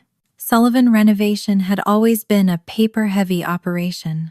Dad distrusted cloud storage, distrusted automatic deletion, and kept old closing folders long after anyone else would have shredded them. Growing up, I had seen banker boxes stacked under shelves in his office, and heard him insist that someday somebody would need something everyone else had thrown away. For once, his habit of keeping things mattered in a way he probably had not intended. Reed would not send me copies or walk me through the evidence. He did confirm several non-medical facts because the old property and loan material overlapped with the same house involved in the current refinance. Investigators had recovered a 2009 home loan closing folder. There were also business receipts and old canceled check copies attached to expense records. Some were tied to transportation around the period of Mom's rehabilitation. Others reflected temporary lodging and limited support connected to Diane after the transfer. The dates did not stop when Dad's medical authority would have mattered most. They extended forward into 2010, then into 2011. I sat at my desk with one hand pressed against my forehead. How far into 2011? Reed gave me a range, not a dramatic, exact date. Enough to establish that Dad's logistical involvement lasted roughly 2 years after the accident. What kind of support? Non-medical expenses, he said. I'm not characterizing why they were paid. That answer mattered. A receipt could prove Dad paid for something. It could not prove whether Mom welcomed the help, depended on it, feared him, trusted him, or wanted nothing to do with her daughters. I asked whether the records showed where she lived. Reed paused before answering. They show locations associated with transactions. That is not the same as proving residence. Did Dad know those locations? The records were in his archive. That was as far as he would go. It was enough. After we hung up, I called Lauren. This time I did not lead with a conclusion. I gave her the dates. She became very quiet. 2 years? Approximately. And he told us he lost contact. Yes. Lauren reminded me of our rule before I could say anything else. What does it prove? I hated that the question sounded like me. It proves his business records stayed connected to Mom, related logistics much longer than he admitted. It does not prove why, Lauren exhaled. Then she gave me a detail I had almost forgotten from her hospital memory. The long drives. I looked at my notes. The rough seasons she remembered overlapped the ranges Reed had described. That still did not prove Dad personally made every trip. It did not prove he saw Mom. It did not prove Mom wanted contact with us. But memory and archive were no longer floating separately. They pointed in the same direction. Dad had remained part of the logistics after telling his daughters he was no longer part of Mom's life. The mystery was changing again. At first I had wanted to know whether Dad knew where Mom went. Then I wanted to know whether Mom had been capable of choosing when he said she chose. Now the more precise question was what Dad's role became after his legal authority ended. Caregiver? Intermediary? Gatekeeper? All three at different times? I could not answer it. Dad tried to answer it for us that night. He called Lauren, not me. By then I had stopped pretending the choice was accidental. When he wanted to attack the facts, he contacted the daughter whose approval had always carried more weight. Lauren called me afterward and read from notes she had taken during the conversation. Dad said he had never claimed to have abandoned Mom the second she left rehab. He said there were bills, transportation issues, insurance loose ends, and practical matters that any decent husband would have handled. Then he shifted the frame. According to him, Megan, he used my name repeatedly, was trying to turn a woman with a serious brain injury into evidence against him. He told Lauren that Mom had wanted privacy, and that dragging up old records would be cruel. He said if Mom had rebuilt a life somewhere, the daughters had no right to invade it just because Megan had found a suspicious refinance document. The argument was effective because part of it was reasonable. Mom was not a missing file. If she had survived, if she had recovered, If she had chosen distance, then my pain did not create ownership over her. Lauren said that before I could. We can't decide that finding her is automatically good for her. I know. You say that, but I can hear you wanting to go. I do want to go. We don't even know where she is. Exactly. Lauren's caution irritated me because I wanted movement. But I could not dismiss it without becoming the person Dad accused me of being. So I asked a different question. If she is alive, who gets to decide whether she wants contact? Lauren answered immediately. She does. Then we need a way to ask her, not Dad. What kept the conversation from becoming another easy alliance was that Lauren did not suddenly stop defending him. She said Dad had been the one who stayed. He had kept the mortgage current, worked, answered practical questions, and dealt with whatever aftermath Mom left behind. Those facts had shaped Lauren's loyalty for almost 2 decades. A set of receipts did not erase them. I did not ask her to erase them. I told her I could believe Dad had done real caregiving and still have questions about what he told each person while doing it. The two possibilities were not mutually exclusive. A man could pay for transportation and still distort a message. He could solve a housing problem and still decide which daughter was allowed to know the address. He could believe he was protecting someone and also protect himself. Lauren did not answer for several seconds. That's the part I hate, she said finally. What part? That there might not be one day where he turned into the bad guy. I understood what she meant. A clean villain would have been easier. If every receipt had looked sinister, and every memory had pointed in the same direction, Lauren could have switched loyalties without losing much of herself. Instead, the evidence suggested years in which practical help and control might have occupied the same space. That made her slower. It also made her cooperation more valuable, because she was not agreeing just to agree with me. That was the first decision we made together that neither of us could have made alone. It was not reconciliation or trust yet. It was a plan. We spoke to an attorney familiar with family property disputes and privacy concerns, not because we were preparing a lawsuit against Mom, but because I wanted a clean boundary between lawful locating and amateur intrusion. The attorney recommended a licensed professional locator rather than having us chase addresses from people search sites and show up at doors. We gave the locator only material we had a legitimate basis to use. Mom's full legal name at the time of the accident, her birth year, the maiden name Mercer, the approximate age she would be now, the public recorded instrument, and the geographic clues attached to the old trail. No private rehab chart, no invented emergency, no request to trick her into responding. The maiden name became important almost immediately. Mercer. I had searched it before, years ago, but never with the dates and locations we had now. Back then it had been one common surname among hundreds of dead ends. Now the locator could tie it to a woman of the right age, whose public record history appeared after the period when Dad's archive still showed logistical support. The work did not produce a miracle overnight.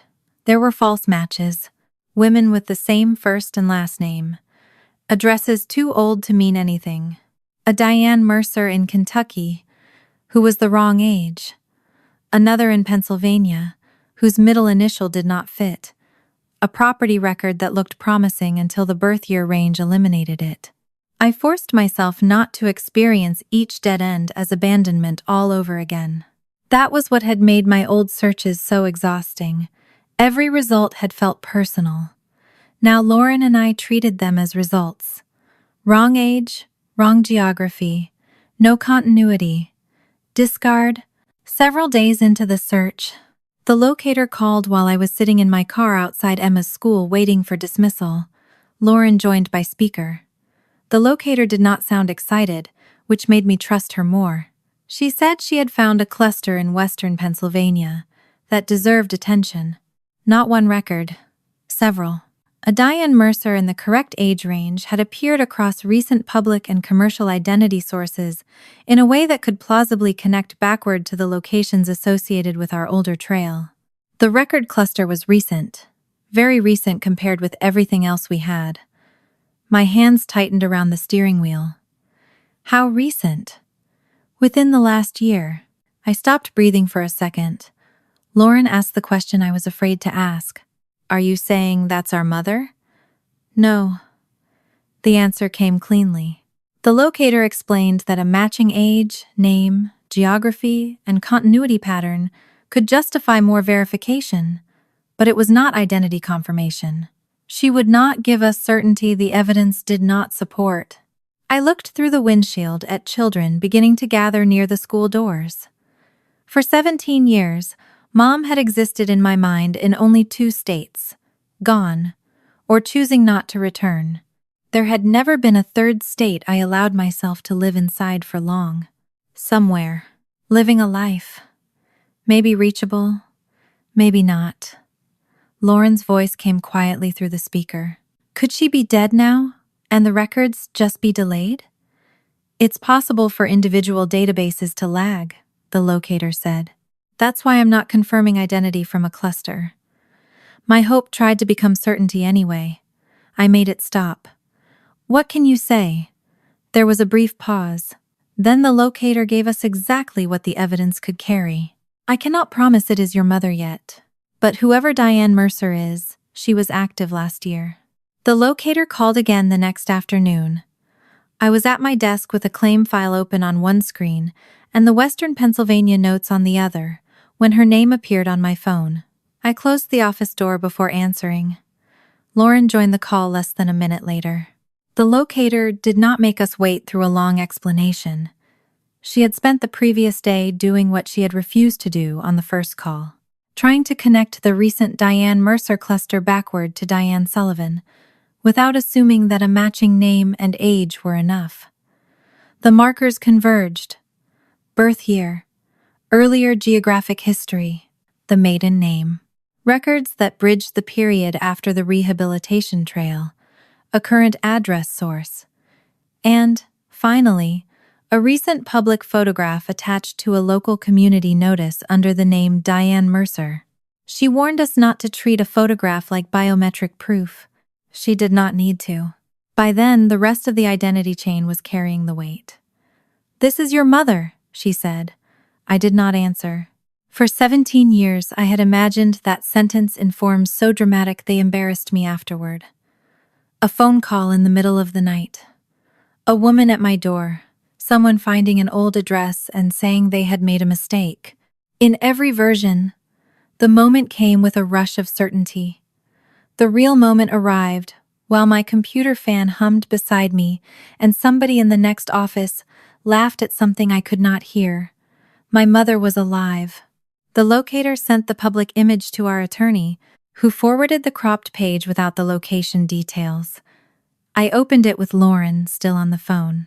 The woman in the photograph stood beside 2 other people at what looked like a community event, gray threaded through hair that had once been dark brown. She was thinner than the mother, in my oldest memories. The shape of her mouth had changed with age, but one hand was lifted toward her collarbone, in a gesture I knew before I could explain why I knew it. Mom used to touch that spot when she listened closely, 2 fingers resting there as if holding a thought in place. I did not say, "That proves it." The locator had already done the identity work through records, not my reaction to a gesture in a photograph. But the image changed the emotional fact. Diane Mercer was no longer a name moving through databases. There was a face aging in real time while I had been imagining an absence frozen in 2009. Lauren whispered, "She looks like Mom." I could only say, "She looks 62. She had been alive while I turned 20. While I got my first real job. While I moved into my own place. While I gave birth to Emma. While Emma learned to walk. Started school. Lost her first tooth. And asked me why she had only one grandmother in the photographs she knew. I pressed my thumb against the edge of my desk until it hurt. Lauren made a sound on the line that was almost a laugh and almost a sob. The locator kept speaking because this was not only an emotional call. She had a current address she believed belonged to Diane Mercer, But she would not hand it to us, as an invitation to appear on a stranger's porch. We had hired her through counsel precisely to avoid turning a search into an intrusion. She could make a controlled contact or coordinate one through the attorney. That practical sentence changed everything. Until that moment, every move we made had been backward-facing. We compared old dates, old receipts, old stories, old lies, or half-truths. Even the recent identity cluster had been a question about whether the past had left a trace. Now there was a living person on the other side of the problem, and a living person could say no. The call ended with the locator promising to coordinate with the attorney before any approach. I stood up before I realized I was moving and walked to the window at the end of the hallway. The parking lot below was gray with old snow, cars packed into rows, people carrying coffee and laptop bags through an ordinary January afternoon. I opened a map on my phone. Western Pennsylvania. Depending on the exact town, I could be there in a few hours. The thought came so quickly it felt like action already. I called Lauren. "I'm going." "No." Her answer was immediate. I stared at the map. "You don't even know what I was going to say." "You were going to say you're driving there." "Yes." "No." I felt anger rise faster than reason. "We just found out she's alive." "Exactly. That is not an argument for waiting. It is if she has spent 17 years believing we stayed away." I stopped. Lauren's voice was tight, but she was not defending Dad. She was defending a principle we had only recently started applying consistently. Mom was not evidence we were entitled to collect. Lauren reminded me of the transfer document, the brain injury, the period of documented incapacity. The fact that we still did not know what Mom remembered clearly, what she had been told, or what contact would do to her.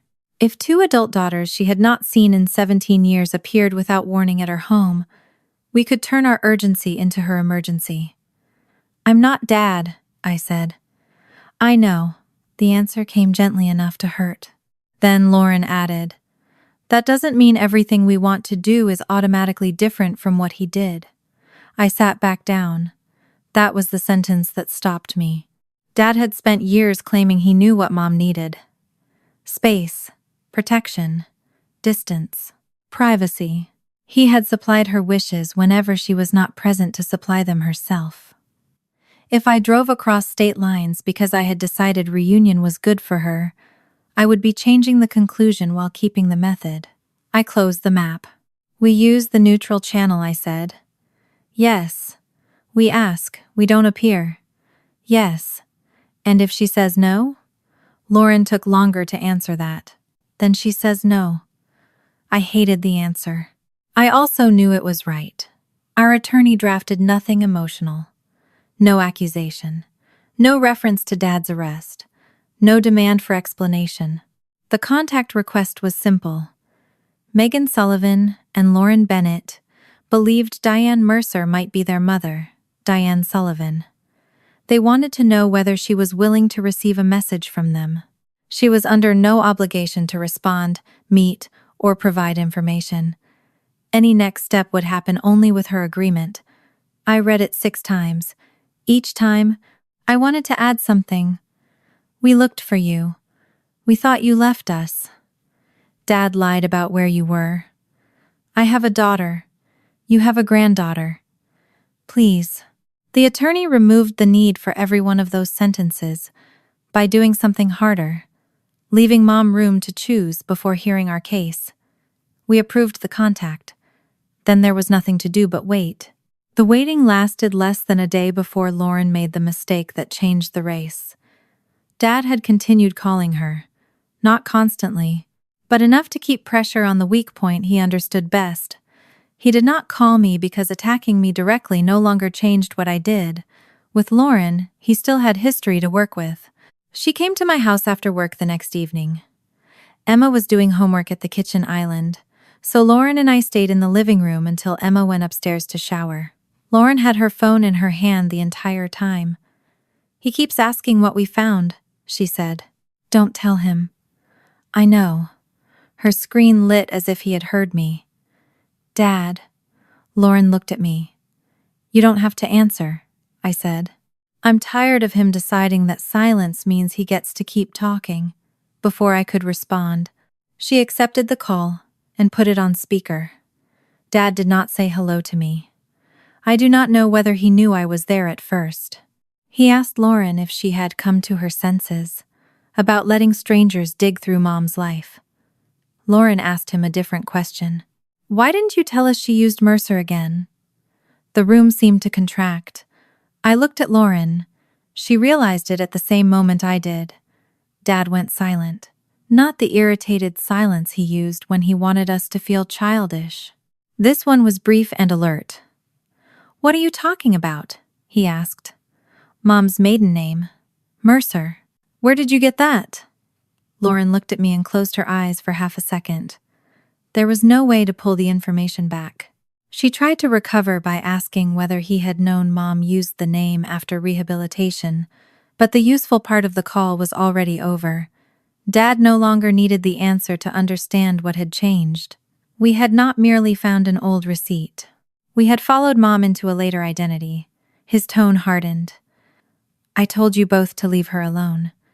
You told us you lost contact. I told you she wanted a different life. That's not the same thing. Lauren, listen to me. Megan is turning this into a crusade because she wants the house, and you are helping her drag a vulnerable woman into it. My entire body went still at the word house. Lauren looked at me again. Neither of us had told him what the locator had confirmed. Neither of us had told Mom anything.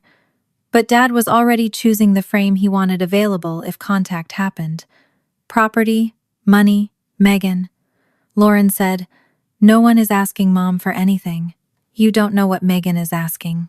I'm sitting next to her. That was how Dad learned I was there. For a few seconds he said nothing. Then he spoke to Lauren as if I were not listening. You know how she gets. If your mother is finally stable, do not let Megan blow up her life because she needs an answer. I wanted to take the phone. I did not. Lauren ended the call instead.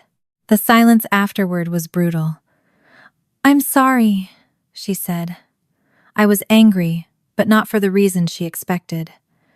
Now he knows we have a live trail. I know.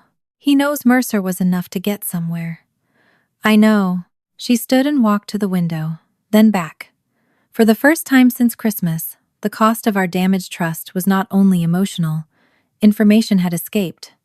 Dad could act on it. We called the attorney immediately and told her exactly what Lauren had said. The neutral contact had already been initiated, which meant there was no ethical reason to rush or change it. We could not control whether Dad still had some channel to Mom. We could only avoid making our own contact coercive, because we were afraid of his. That night I barely slept. Every version of the next step became a race in my head. Dad had once paid for Mom's transportation, temporary lodging, and support. His archive proved that after rehab he had practical routes into her life that Lauren and I never had. We could not identify which old channel, if any, still worked in 2026, but Lauren had just given him the one fact needed to try. Mercer. He did not need our locator's address to send a warning through an old contact point. I could not prove which route he used, only that the access pattern existed. But I no longer had the luxury of pretending he was passive. He knew we were close. The following afternoon the attorney called. Diane Mercer had responded to the neutral outreach. I stood in my kitchen, with one hand on the back of a chair. She responded? Yes. The attorney's tone made me stop expecting good news. Diane did not want a phone call. She did not want us given her address directly. She did not agree to a meeting. She had asked the attorney to tell us that she did not want to be involved in any dispute over a house, a refinance, or money between Thomas and his daughters. I felt the floor under my feet in a new way. What did you tell her about the house? Nothing. The refinance? Nothing. Money? Nothing. The attorney repeated what the original contact had contained. Names. Possible relationship. A request for permission to communicate. No property dispute. No criminal case. No allegation against Dad. Lauren arrived 20 minutes later. I had already written the 3 words on a sheet of paper. House. Refinance. Money. She read them and sat down. He got to her. The conclusion came out of me too quickly. Lauren looked up. Maybe. Those are his words. They are words he used with us. Exactly. That still doesn't prove he spoke to her. I stared at her. A month earlier, I would have heard defense in that sentence. Now I heard discipline, Lauren went on. Mom could have known there was still jointly owned property. Someone else could have contacted her. She could have learned about the refinance in some way we did not understand. Dad might have reached her, but we did not get to convert the coincidence into certainty because it fit our fear.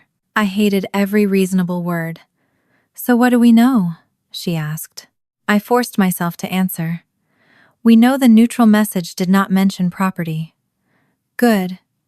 We know her refusal did. Yes, we know Dad used the house and money to describe my motive before she responded. Yes. We know he learned yesterday that we had followed the Mercer name. Yes. Lauren waited. I understood the rest.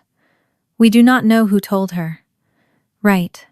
That distinction did not make me calmer. It made the pressure cleaner. For 17 years, Dad had been able to delay consequences by keeping information separated. Now separation itself had become an active weapon. If he had reached Mom, every hour we waited gave his version time to become the first explanation attached to our names. If he had not reached her, rushing because we assumed he had, would prove exactly the kind of pressure she feared. There was no move without cost. We sent only one response through the attorney. We were not asking Diane for the house, money, the refinance, testimony, or cooperation in any case. We would respect her refusal. If she ever wanted to receive a short personal message from either daughter, the neutral channel would remain open. Nothing else. No accusation against Dad. No argument about what she should believe. No plea. That evening, Lauren stayed for dinner because neither of us wanted to sit alone with our phones. Emma knew only that Aunt Lauren was visiting. I made pasta. Lauren brought a salad. The conversation stayed deliberately ordinary until Emma noticed Lauren's shoes under the table. They were not the Christmas shoes, just black flats damp from the slush outside. Emma's fork stopped halfway to her mouth. Aunt Lauren? Lauren looked at her. Yeah? Emma lowered her fork. I'm still sorry about your red shoes. The room changed. I had not heard her apologize since Christmas night. I had corrected the larger belief. I had told her the police were not her fault. I had told her adults made their own choices. The shame had survived anyway. Lauren's face went blank for a second, then softer. Emma, you don't owe me anything for those shoes. I spilled on them. They're fine. I know, but Grandpa got arrested after and everybody got mad and… She stopped herself. Not because she had finished the thought, because she was checking Lauren's face. I saw Lauren see it. That was the important part. Emma was not simply remembering an accident. She was still testing whether Lauren had forgiven her enough to keep loving her. Lauren set down her fork. What happened with Grandpa was not your job to fix, she said. Emma looked at me, then back at her. You're not mad? No. Even a little? Lauren shook her head. Emma nodded and returned to her pasta, but the tension did not leave Lauren. After Emma went upstairs, Lauren sat at the table staring at the place where my daughter had been. She's still carrying it, she said. Yes. And we keep saying Dad was trying to keep the peace. I did not answer. Lauren rubbed her thumb over the edge of her napkin. He made a 9-year-old think she had to apologize for weeks because my shoes mattered more than her dignity, and I stood there. You told him it was an accident. I stood there. This time I did not rescue her from the sentence. She needed to own what belonged to her without turning it into another reason I had to comfort the favored daughter. Lauren looked toward the stairs. If Mom says no, I'll respect it, I waited. But I'm not stopping because Dad says searching is selfish. Not anymore. That was the first time she had chosen the search without using me as the reason. Not because I had convinced her dad was evil. Not because every receipt had become sinister. Because she had finally seen what happened when the person with the most authority got to define what peace required from everyone else. My phone buzzed on the table. Both of us looked at it. The attorney. There was a new message through the neutral channel. Not a meeting request. Not permission to call. A short message from Diane Mercer. Please stop looking for me. I left because I wanted to. I read Diane's message until the words became impossible to argue with. Please stop looking for me. I left because I wanted to. For 17 years, I had imagined finding my mother as the end of a question. Instead, the first thing she had given me directly was an answer I did not want. Lauren sat across from me at the kitchen table, both hands around a mug she had stopped drinking from. Neither of us reached for the phone again. The neutral channel had done exactly what we said we wanted it to do. It had allowed Mom to speak without Dad standing between us. And she had said no. The part of me that had spent half my life searching immediately began assembling exceptions. She had mentioned the house and money before we ever raised them. Dad had learned about Mercer. He had reason to get ahead of us. Her refusal might have been shaped by something he told her. All of that could be true. It did not change the instruction in front of me. Don't answer tonight, Lauren said. I wasn't going to. She gave me a look that told me she knew how much effort that sentence cost. I put the phone face down. Respecting Mom's choice was easy as a principle when we were talking about an imaginary future meeting. It was different when the choice was rejection.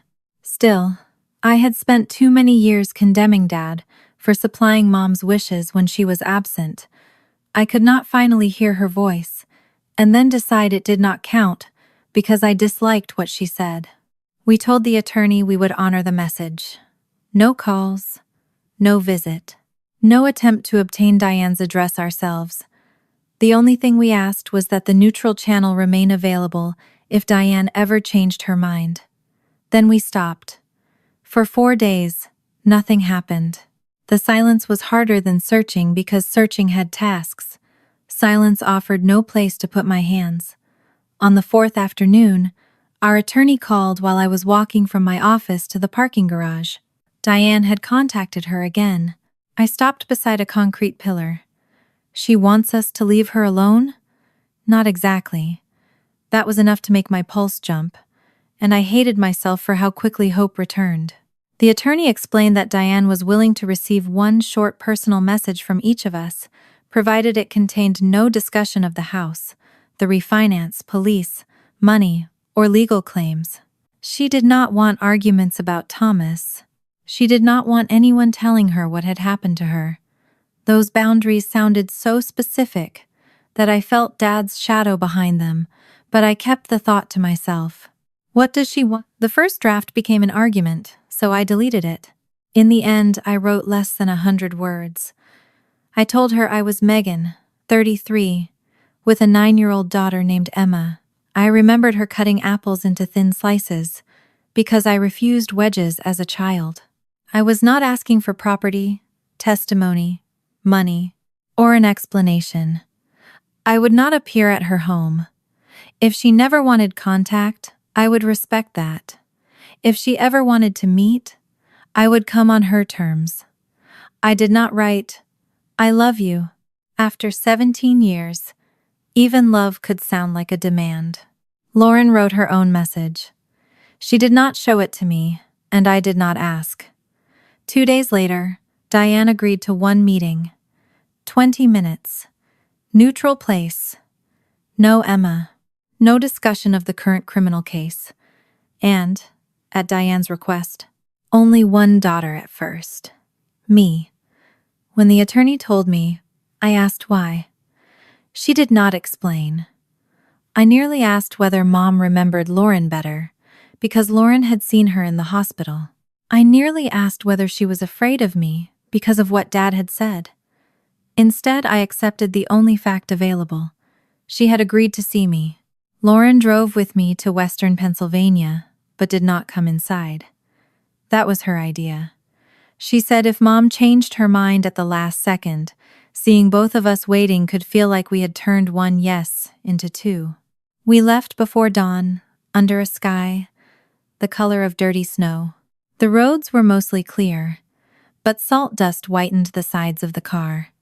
For the first hour, neither of us said much. There was nothing useful left to rehearse. The meeting was arranged in a small private room at a public library near where Diane lived. Neutral, quiet, no one's home. Lauren parked 2 blocks away and stayed in the car, so one agreed meeting could not feel like 2 daughters closing in.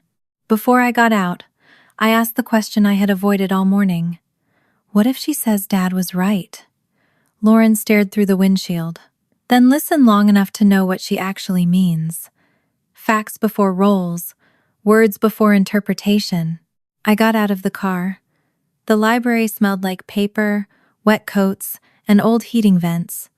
A staff member pointed me toward a meeting room at the end of a hallway without asking why I was there. The door was closed. I arrived 3 minutes early. The woman behind it was smaller than my memory. My mother had filled kitchens and moved through my childhood with an energy that made her seem larger than she was. The woman in front of me was 62, narrow through the shoulders, gray woven into dark hair, one hand gripping the doorframe. The photograph had prepared me for age.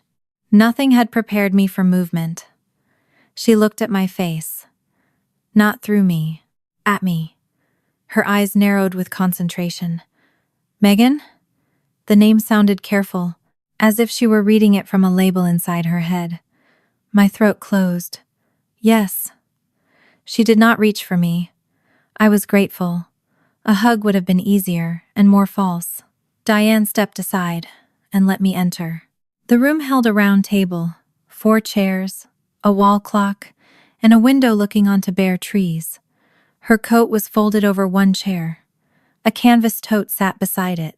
I waited until she sat before choosing the chair across from her rather than beside her. For several seconds, we simply looked at each other. I recognized pieces. The curve of one eyebrow, the way she pressed her lips together before speaking, the 2 fingers that rose briefly toward her collarbone while she studied me. Her eyes moved over my face with equal effort. You don't look like 16, she said. A laugh escaped me before I could stop it. No, she almost smiled. Then the expression vanished, replaced by fatigue. I know your name, she said. I know who you are supposed to be.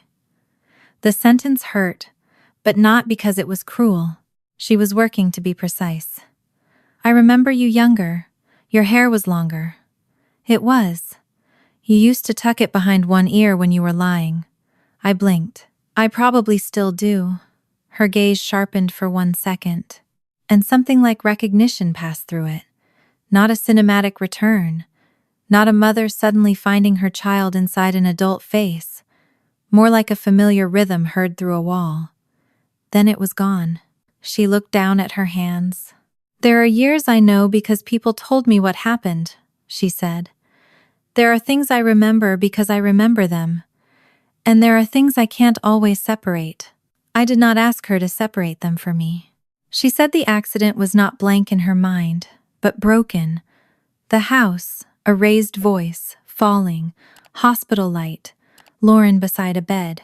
Rehabilitation came back in pieces. 2 hallways, a planner, frustration at losing track of conversations. She was not helpless. She simply stopped trusting the sequence of her own memories. Dad had always used certainty like authority. I could see how powerful that might have been around someone who doubted sequence, but that was my interpretation. I kept it to myself. Diane looked at the clock. We said 20 minutes. I know. I may need longer. Hope moved before I could stop it. She saw something in my face and immediately added, That is not a promise. Okay. She studied me again. And this time, I recognized the old habit of testing whether an answer would hold under pressure. I let it hold. After a while, she said, "Thomas told me you both knew." Every muscle in my back tightened. Knew what? Where I was, that I wasn't coming back. I forced myself not to supply the rest. She went on. Her memory, as she described it, became clearer after rehabilitation but not complete. She remembered becoming determined that she could not return to the house. She remembered wanting to use Mercer again. She remembered Thomas helping with practical things for a while. Transportation, paperwork, money when she was trying to establish herself. That matched the old archive. Then came the part that did not. He said Lauren understood. Diane told me. He said she thought it was better if I had space. He said you were angry and did not want to see me while everything was unsettled. I stared at her. Did he say I told him that? Diane's forehead tightened. I don't know if he said you told him directly. I don't want to say that if I don't know. The care in her answer cut deeper than certainty would have. What do you remember believing? That you knew where I was. She spoke slowly. That you had chosen not to come. The room went quiet. For 17 years, Dad had told me that if Mom wanted me, she knew how to find me. My mother had been living inside the mirror image. If my daughters wanted me, they knew where I was. Lauren and I were told you didn't want us to look for you. Diane's eyes lifted. I did not say Dad lied. I did not say he stole 17 years. I gave her the sentence we had verified from both daughters' memories. Lauren was told you wanted freedom and that chasing you would violate your choice.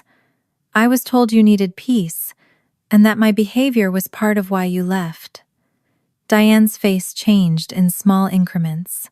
Confusion first, then something like anger, then caution over both. He told you that? Yes. Thomas said you knew. I didn't. Her fingers went to her collarbone. I felt a dangerous relief rising in me. There it was, the mirrored story, the shape of the mechanism. I wanted to push. Ask dates. Ask exact words. Ask who carried messages, which address, which phone number, who had told her we wanted distance. Instead, I heard Lauren's voice from the car. Listen long enough to know what she actually means. Diane stood abruptly. For 1 second, I thought the meeting was over. She reached for the canvas tote. I brought something because I knew this would happen. My stomach tightened. She sat again and pulled out a thin personal folder held closed by an old elastic band, her own retained papers, not a hospital chart or legal archive. From it, she removed a photocopied page whose edges had softened with age. "This is mine," she said. I looked down. There were only a few lines in handwriting. The signature at the bottom was Diane Mercer, though the body looked like the handwriting I remembered from childhood. After 17 years of distance, and photocopying had taken the certainty out of recognition, Diane tapped the page. I wrote it. I read the sentence. I don't want to go back. I need to start over somewhere else. My first thought was forgery. The current refinance had trained that reflex into me. Then Mom said again, "That is my handwriting. I remember writing it." The reflex died. Do you remember when? After rehab, around the time they were talking about where I would live next. I kept a copy with the things I took when I moved. Her retained personal file, a real document, a real statement, a real decision not to go back. For weeks, every objective fact had moved the story farther from Dad's version. This one moved toward it. Thomas had told us she recovered and asked him to help her leave. Now Mom was telling me she had written exactly the kind of sentence that could support him. The floor of my theory shifted. Diane watched me closely. You think he made that too? No. The answer came immediately. You believe me? Yes. Then why are you here? The question was not hostile. It was exhausted. I had answers. The forged refinance, Dad's incompatible stories, his long logistics trail, Mercer, the property language in her refusal. All were true. None answered the question underneath. Why was I still here if she had chosen to leave? I touched the edge of the photocopy but did not pick it up. Because choosing not to go back is not the same thing as me knowing where you were.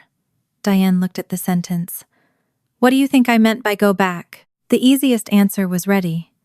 You meant Dad, the house, the life you wanted to escape, not me. I could have given her that interpretation and called it compassion. I don't know, I said. She looked at me sharply. I know what I hope you meant. That's different. For the first time since I entered the room, she seemed less guarded. Only slightly. I continued before I could turn that opening into pressure. I know what Lauren and I were told. I know some of the ways we tried to reach you. I know we failed. I know I stopped trying for stretches because I believed the failure meant you had answered me. Diane's mouth parted. I gave her dates, not a speech. At 19, I contacted an old relative and got no response. At 22, I asked Dad about hiring someone and backed down after he called it disrespecting her choice. Later, I searched public directories in Mercer without the geographic trail we had now. Those attempts did not prove Mom wanted contact, but they did prove I had not known where she was, and calmly chosen silence. Diane sat very still. The wall clock ticked behind me. Finally, she said, Thomas told me Lauren was moving on. He said that was healthy. I did not ask what he said about me. Not yet. Her eyes were wet now, but she did not cry. I thought maybe contacting you would make things worse. I thought contacting you was making things worse. We sat with the fact that each of us had been taught reaching toward the other was selfish. I still needed records, dates, and independent sources. But Mom's current feelings were not evidence for my side. She had made choices. Dad's version contained truths. My version contained gaps. A life built from half-truths would be harder to untangle than a single lie. Diane looked exhausted. I'm done for today. The old part of me wanted 5 more minutes. One more question. One detail about Dad's contact. I stood instead. Okay. She seemed surprised again. I set a card with my phone number and address on the table. You don't have to use it. Diane looked at it but did not touch it. What about Lauren? She wants to meet you if you want to meet her. Does she blame me? The question startled me. I thought about answering for my sister, then stopped. You should ask her. A faint expression crossed Mom's face. Approval, maybe, or relief that I had not supplied another person's mind for her. I could not know. I picked up my coat. At the door, Diane said my name. I turned. She was looking at the way I had tucked my hair behind my right ear. You still do that. My hand froze beside my face. Then I lowered it. So, apparently, I still lie. This time she did smile. Small, gone almost immediately. It was enough to make leaving harder. I left anyway. Lauren was waiting exactly where I had left her. Once I got in, I told her about the statement and repeated its exact words. Is it real? She asked. Yes. She says she wrote it after rehab and kept the copy herself. Lauren looked through the windshield. Dad said she asked him to help her leave. I know. We did not try to solve it in the parking space. That was new too. We started back toward Ohio in late afternoon gray. I kept seeing Mom's face when she asked what go back meant. I had wanted to take the sentence away from Dad and give it a kinder meaning. The desire frightened me because it felt righteous. Control could enter a family wearing the clothes of certainty and care. 3 hours after I left the library, my phone rang. The number was unfamiliar. I looked at Lauren. She glanced over, then back at the road. I answered. Hello? There was breathing on the other end, then a woman's voice. Megan? Every part of me went still. Yes. A pause. Long enough that I thought the call might end. Then Diane asked, Did you ever get the birthday cards I sent? I sat upright. What birthday cards? The question left my mouth before I could soften it. On the other end of the phone, Mom went quiet. It was not the frightened silence from our first meeting. and not the guarded silence she had used when I asked about Dad. This one sounded confused. "The ones I mailed," she said. "To the house." I sat down on the edge of my bed. It was late enough that the rest of my home had settled into its nighttime sounds. The refrigerator humming downstairs, the heat clicking through the vents, Emma turning once in her sleep across the hall. A few hours earlier I had driven back from Pennsylvania, believing I had reached the limit of what Mom was willing to give me. Then she had called with a question that made the limit move. I asked her not to tell me what the cards meant yet. I only asked when she remembered sending them. Her answer came in pieces. One had been around Lauren's birthday, though she was not certain which year. Another had been near mine. She remembered buying a card with a blue flower on the front, because the design had seemed familiar. She remembered addressing at least one envelope to the house in Ohio, because it was the only address she trusted herself to remember without looking anything up. She could not swear to every date. She did remember putting stamps on them. "Did they come back to you?" I asked. "I don't think so. That was not proof they had arrived. It was not proof Dad had touched them. It was not even proof Mom had mailed every card she remembered preparing. But it was the first time in 17 years I had heard her describe an attempt to move toward us. I told her the truth. Lauren and I had never received birthday cards from her after she left. Not one. Mom did not answer immediately. Then she asked whether we had ever tried to contact her. The old instinct in me wanted to give her every search, every dead email, every night I had stared at a public record site until 2 in the morning. I wanted to make the years visible all at once so she could see I had not accepted losing her easily. Instead, I chose facts I could still support. I told her about the old cousin's email address I had found when I was 19, the message that never produced an answer, and the later searches under both Sullivan and Mercer. I told her Lauren had also made attempts, though I would let Lauren describe her own history. I did not say Dad stopped us. I said Dad repeatedly told me she did not want contact, and over time I believed failed attempts confirmed him. Mom's breathing changed. "He told me you knew," she said. "I know." "No. He told me you knew where I was for a while. He said you girls wanted distance too." The room seemed to get colder. That was the mirror again. Dad had told us Mom wanted space. Mom had been told we wanted it. But I had learned enough by then not to confuse symmetry with proof. "Can we compare what actually happened?" I asked. "Not tonight if you don't want to. Just dates, cards, searches, whatever each of us can still verify." She did not agree immediately. When she finally said yes, it came with conditions. Lauren could come. The meeting would go through the attorney. No one would arrive at her home. No one would use the conversation to pressure her into changing what she remembered. I agreed before she finished. 2 days later, the three of us sat in a small conference room at Mom's attorney's office in Pennsylvania. It was deliberately plain. Gray carpet, a round table, a window overlooking a parking lot crusted with snow. Mom had brought the canvas tote from our first meeting. Lauren brought her notebook. I brought copies of old emails and screenshots I had saved over the years, not because I thought they solved anything, but because they had dates. The first card Mom showed us was not a magic letter from the past.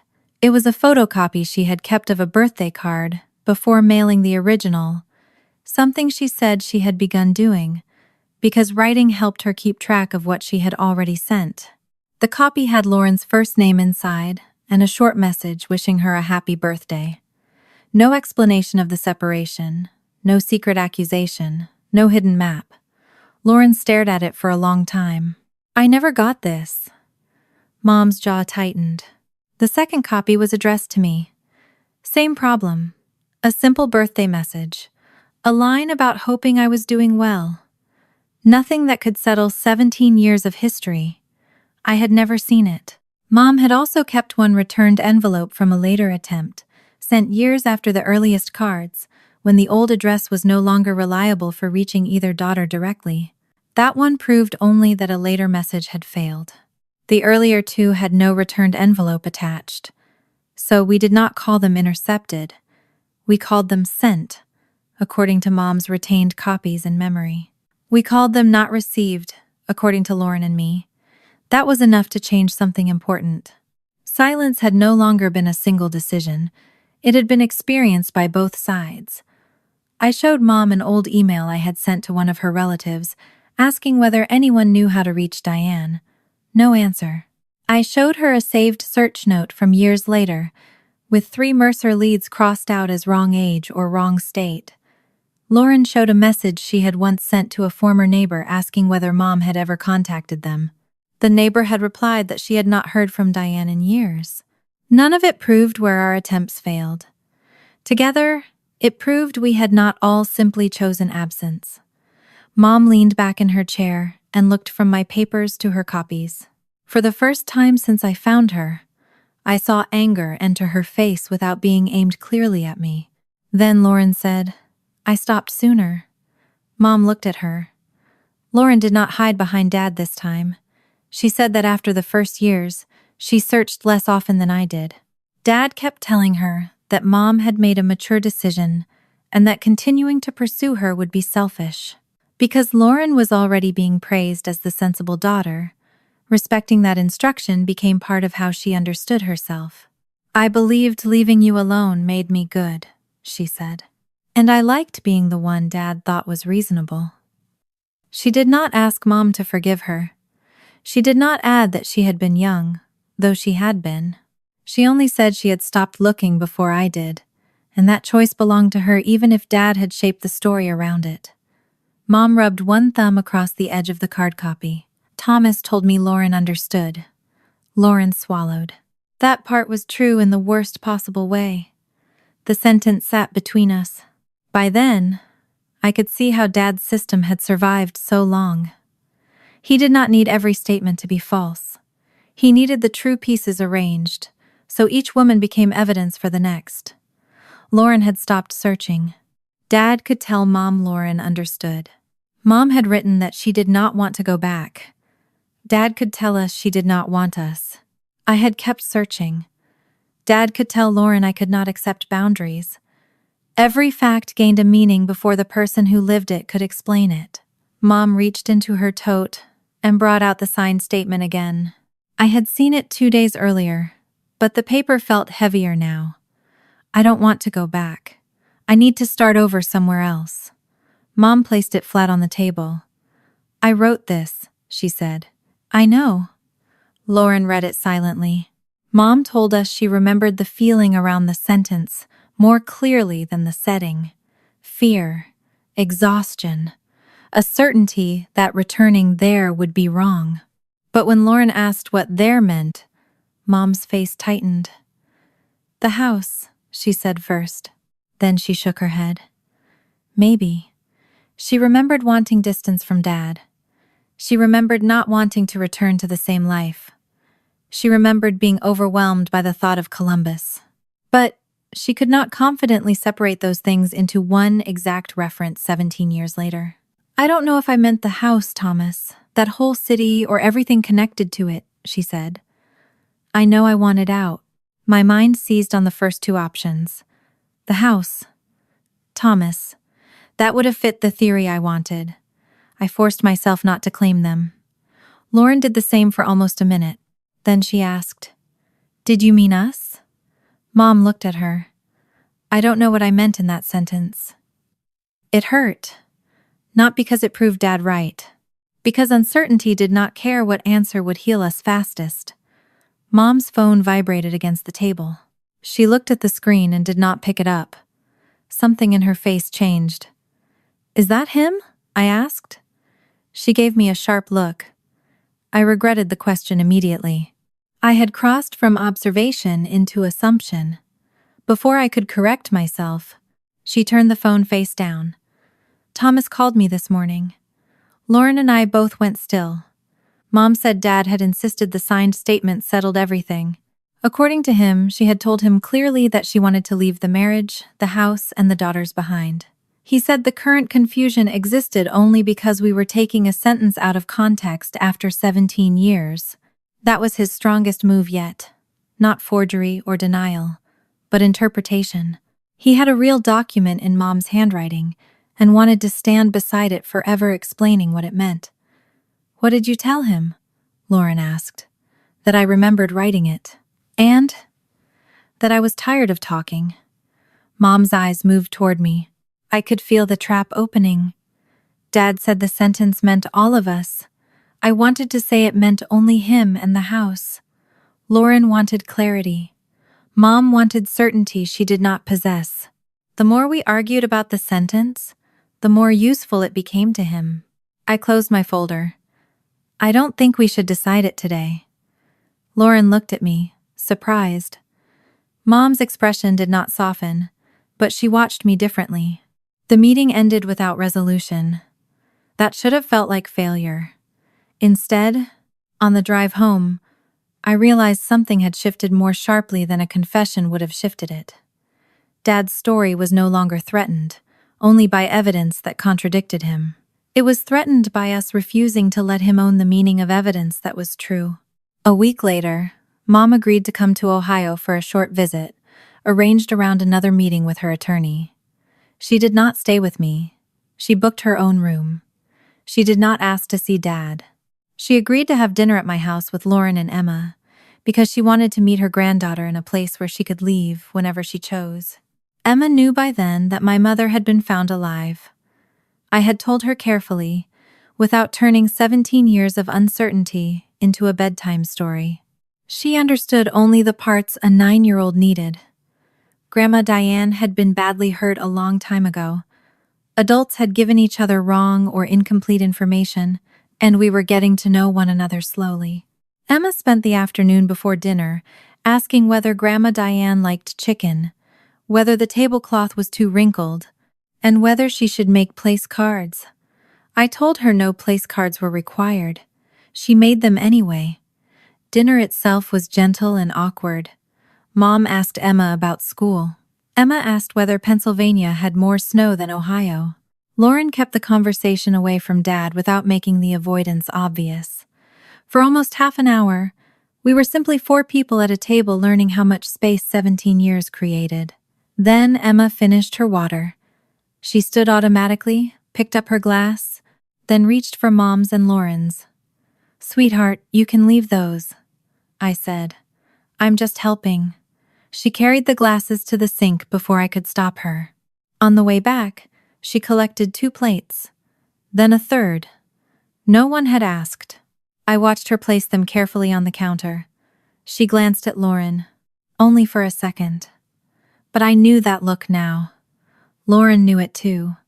It was the same check Emma had made after the Christmas spill. The same tiny search for approval after being useful. Mom noticed Lauren's face.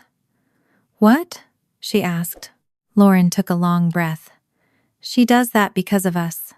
I started to say Emma had always been helpful, then stopped. Lauren was not talking about chores. She told Mom about Christmas without dramatizing it. The wine, Dad's command. The master's degree line. Emma, trying to kneel. Lauren standing there while I took Emma out of the house. Then she told the part that cost her more. Dad had spent years rewarding Lauren for being the child who did not create problems. The educated one. The sensible one. The daughter whose agreement could be used to make everyone else look unreasonable. Lauren had accepted that place because it felt safe. "I knew he treated Megan differently," she said. "I told myself it was because Megan fought him more. I liked being the one he didn't fight." Emma was in the kitchen, within sight but too far away to hear every word. She was wiping a clean section of counter that did not need wiping. Lauren looked at her. I thought being favored meant I had earned something. I didn't ask what it required everyone else to become. Mom's eyes filled, but she did not rescue Lauren either. That mattered. For years, every woman in our family had been assigned a role that made another woman responsible for keeping it comfortable. I got up and walked to the kitchen. "Emma," she froze with the dishcloth in her hand. "You can come sit down. I'm almost done. The counter is clean."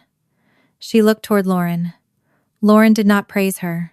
She did not tell her she was a good helper. She only pulled out the chair beside her. Emma hesitated, then came back to the table. She sat. Nothing bad happened. The moment lasted perhaps 10 seconds. It changed more than another hour of talking about the shoes would have.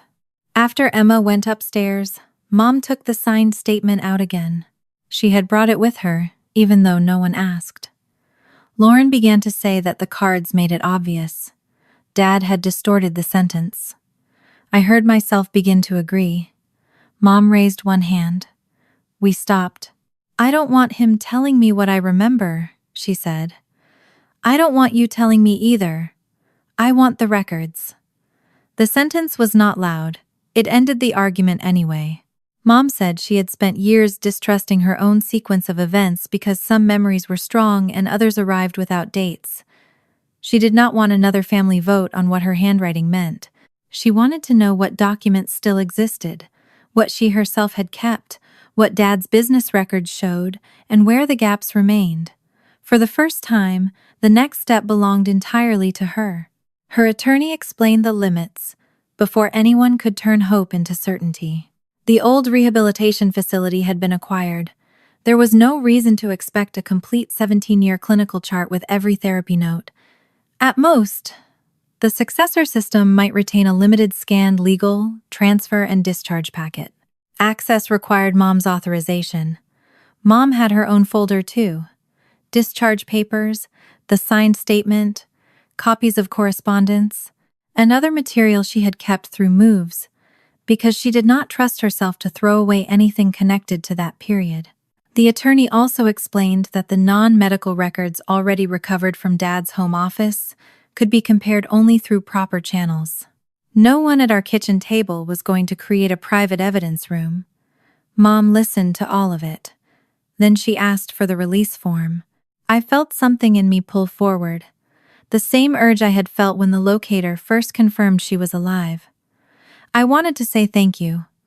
I wanted to say this would prove it. I wanted to say now we would finally know. I said nothing. Because the form was not permission for me to win. It was Mom choosing access to her own history. She read every page before signing. She asked what would be requested from the successor health system and what would not. She asked whether signing allowed anyone to speak for her. The attorney told her no. It allowed defined records to be released as directed. Mom signed. Then she opened her canvas tote and placed her own old folder beside the form. The sound was small. Paper against wood. For 17 years, Dad had been the person standing between every question and its answer. Now Mom put her hand on the folder and looked at both of us. Whatever is in there, she said. I want it before he explains it to me. The release Diane signed did not produce a box of answers. It produced boundaries. 3 days after she authorized the request, her attorney called to explain what the successor health system had been able to locate.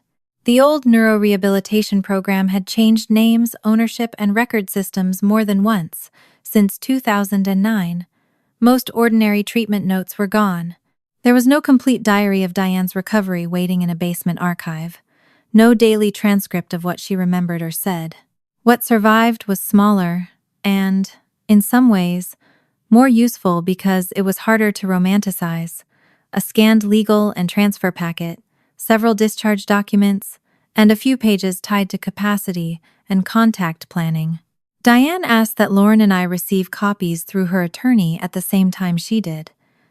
The first page that mattered was not dramatic. It was a physician certification from the early period after her injury.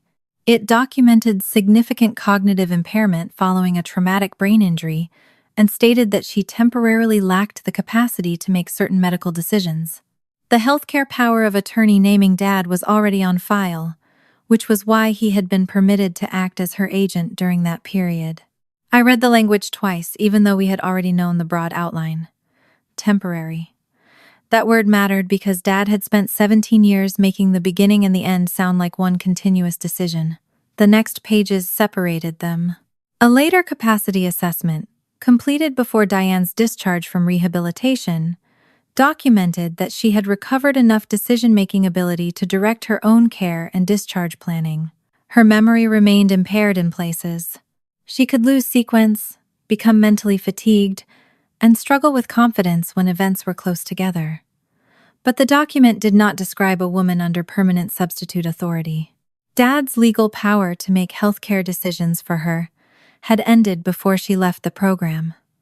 I called Lauren after reading it. She answered with, "I'm on page 7. So am I." For several seconds, neither of us said anything. The transfer Dad arranged had not been unlawful. The packet actually strengthened that part of his defense. Mom had been injured badly enough that doctors documented incapacity, and the pre-existing power of attorney gave him authority to coordinate the move to rehabilitation. There was no line saying he had abducted her. No line saying he had imprisoned her. No line saying a doctor had ordered him to keep her daughters away. What the documents did was restore a boundary Dad had erased in every version he told us. There had been a period when he could decide for her. Then there had been a period when he could not. Diane called later that evening. She sounded tired, but not confused. "I don't remember that assessment," she said. "You don't have to," I answered. There was a silence on the line. A month earlier, I would have wanted to fill it. I would have wanted to tell her what the paper proved about Dad, what it proved about her, what it proved about us. Now I waited. She finally said, "I'm glad somebody wrote it down."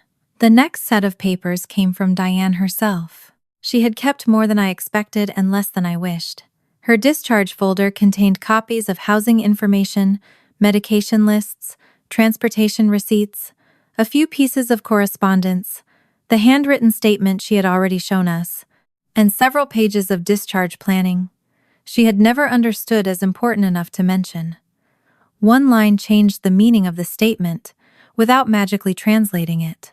A discharge planning note described Diane's preference not to return to the marital residence in Ohio. Another referred to temporary independent housing and her wish to remain separated from Thomas while she continued recovery. Neither page said she wanted to sever contact with her daughters. Neither page said she wanted Megan and Lauren out of her life. The handwritten statement, "I don't want to go back. I need to start over somewhere else," had been dated within that same discharge planning period. It still did not let me crawl inside her mind and declare exactly what every word meant. Diane herself could not recover the precise conversation that produced it. But for the first time, the sentence sat beside contemporaneous material that gave "go back" a physical and marital context. The house, Dad, the life she had been trying to leave. Lauren noticed something else. A contact planning page contained a short notation made after a discussion with Dad. It said, in substance, that Thomas reported the daughters needed distance and were not ready for direct contact during Diane's transition. The notation recorded Dad's report. It did not verify it. No staff note said anyone had spoken with Lauren or me, or that either of us had refused a call. Dad's version had entered the record because he was the person standing between the two sides. Diane read that line more slowly than anything else. "I thought you knew where I was," she said. Lauren's voice came through the speaker. "We didn't. I know that now." The words were quiet, but they changed something. Not the past. The burden of proof inside the room. Diane opened a small envelope she had kept with the discharge folder and pulled out photocopies of 2 birthday cards. One had been addressed to Lauren at our old family house. The other had my name on it. The originals were long gone. She had copied them before mailing because, after the injury, she had developed a habit of keeping copies of things she was afraid she might forget. I recognized her old handwriting around my name. My chest tightened, but I did not let the cards become more than they were. They proved she wrote them. They did not prove who received the originals. They did not prove Dad destroyed them. Lauren and I added our own failed attempts to the timeline. An old email to one of Mom's cousins, a People search result I had chased years later, Lauren's call to a relative who said she had no current address. The questions both of us had routed through Dad because we still believed he was the one person who knew whether contact was welcome. The pattern was no longer, Mom disappeared and nobody tried. It was worse. People tried. The attempts were filtered, missed, outdated, or interpreted through someone else, until silence became self-reinforcing. That was when I finally understood why Dad had not needed to control every channel for 17 years. He only had to control enough of the beginning. After that, shame could do part of the work for him. Distance could do part. A returned call that never came could do part. A daughter deciding one more search would be humiliating could do part. A recovering woman deciding one more unanswered card would be cruel to send could do part. The lie had become an environment. The cards could not supply dates Mom did not remember. What we could place was the broader overlap. Dad's archive showed practical support through 2010 and 2011, and Lauren remembered asking for an address during those early years. My serious search came later, after years of being told that searching meant refusing rejection. The copies proved Mom tried to reach us, not exactly where each attempt fell. By then, separation no longer required someone intercepting every message. The assumptions had hardened. Diane looked at the dates and said, "I stopped sending things because nothing came back."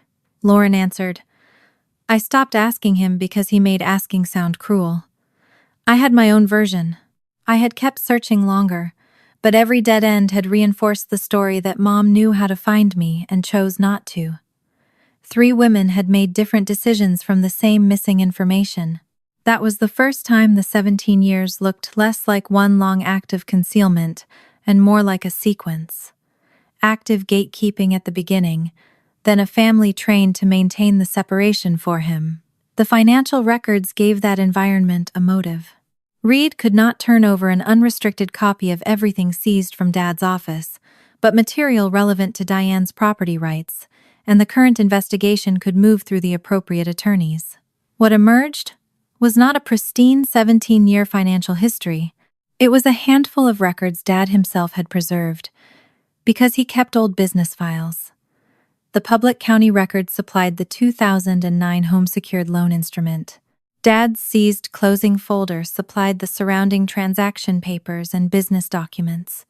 Diane's own retained correspondence supplied what she had written at the time.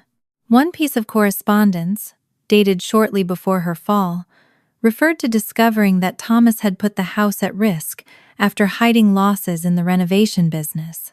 Another sentence said she had confronted him over a loan document carrying her name that she had not signed. I stared at that line until the words blurred. Diane did too. "I remember being furious," she said. "I remember papers on the kitchen counter. I don't remember the whole argument. No one asked her to." The recorded instrument existed. The business archive showed the financial pressure around it. Her contemporaneous correspondence showed that she believed her signature had been used without permission and that she intended to leave Dad. The 2026 refinance showed the same kind of property problem returning 17 years later. A fresh Diane signature on a house document, paired this time with a notarization the named notary had already disavowed. The 2 events did not need to be identical to illuminate each other. Dad had been protecting more than a marriage in 2009. He had been protecting a financial secret. The closing folder also explained why the house had mattered so much. It contained ordinary business material Dad had apparently stored with the loan papers, unpaid supplier balances, job, cost sheets, and cash flow notes from Sullivan Renovation, showing a business under pressure in the months before the accident. None of those pages was a bank's miraculous 17-year archive. They were his own records, preserved in his own office. Laid beside the recorded instrument, they showed a practical sequence. Dad's business was losing ground. The house was the asset he could reach. A loan appeared against it bearing Diane's name. Diane's contemporaneous correspondence said she had discovered the debt, disputed the signature, and planned to separate from him. That still did not tell us exactly what was said in the argument before her fall. Diane's memory of that night remained fragmented, and no surviving paper could responsibly turn an argument into a scene none of us witnessed. But motive no longer had to be guessed from personality. it had a financial shape. After the accident, he had also become the person with lawful authority during the most vulnerable period of Diane's recovery. Then, after that authority ended, his business records showed continued logistical involvement for roughly 2 years. Transportation, temporary lodging, limited support, while he told his daughters he had effectively lost the trail. The records did not prove every conversation. They did not prove every missing card passed through his hands. They did not prove he spent 17 years actively blocking us. They proved something more precise. He had access during the period when the family story was being formed, and he gave each side information the other side had not actually supplied. That was enough to make his Christmas night fear finally concrete. You found out, didn't you? He had not been terrified that I had discovered a single hidden room or secret address. He had been terrified that I had discovered the mechanism. Dad tried to get ahead of that conclusion the same way he always had. He called Lauren. She came to my house afterward instead of telling me over the phone. Her face looked different when I opened the door, not devastated, exactly. Stripped down. She put her phone on my kitchen table. He wants me to give a statement, she said. To who? His lawyer. Maybe investigators later. He wants me to say Mom wanted no contact, and that he always told us to respect her decision. I felt my shoulders tense. What did you tell him? That I needed to think. I waited. Lauren unlocked her phone and showed me the messages he had sent before calling. They were not threats in the obvious sense. That would have been easier. Dad reminded her who had paid part of her graduate school costs when she was younger. He reminded her who had shown up when she moved apartments, who had bragged about every promotion, who had never made her feel ashamed for wanting more from life. Then the message shifted. If you let Megan rewrite this, people will decide you benefited from what happened to your mother. Lauren scrolled to the next one. You know what Diane wanted. You were old enough to understand. There it was again. Not evidence. A role. The credible daughter. Dad did not need Lauren to invent a lie. He needed her to repeat the version he had given her until repetition looked like independent confirmation. Lauren sat across from me. He's right about one part. I said nothing. I did benefit. Her voice stayed level, but her hands did not. She pressed them together on the table. When Mom was gone, I became the easy daughter, the successful one, the one he could point to.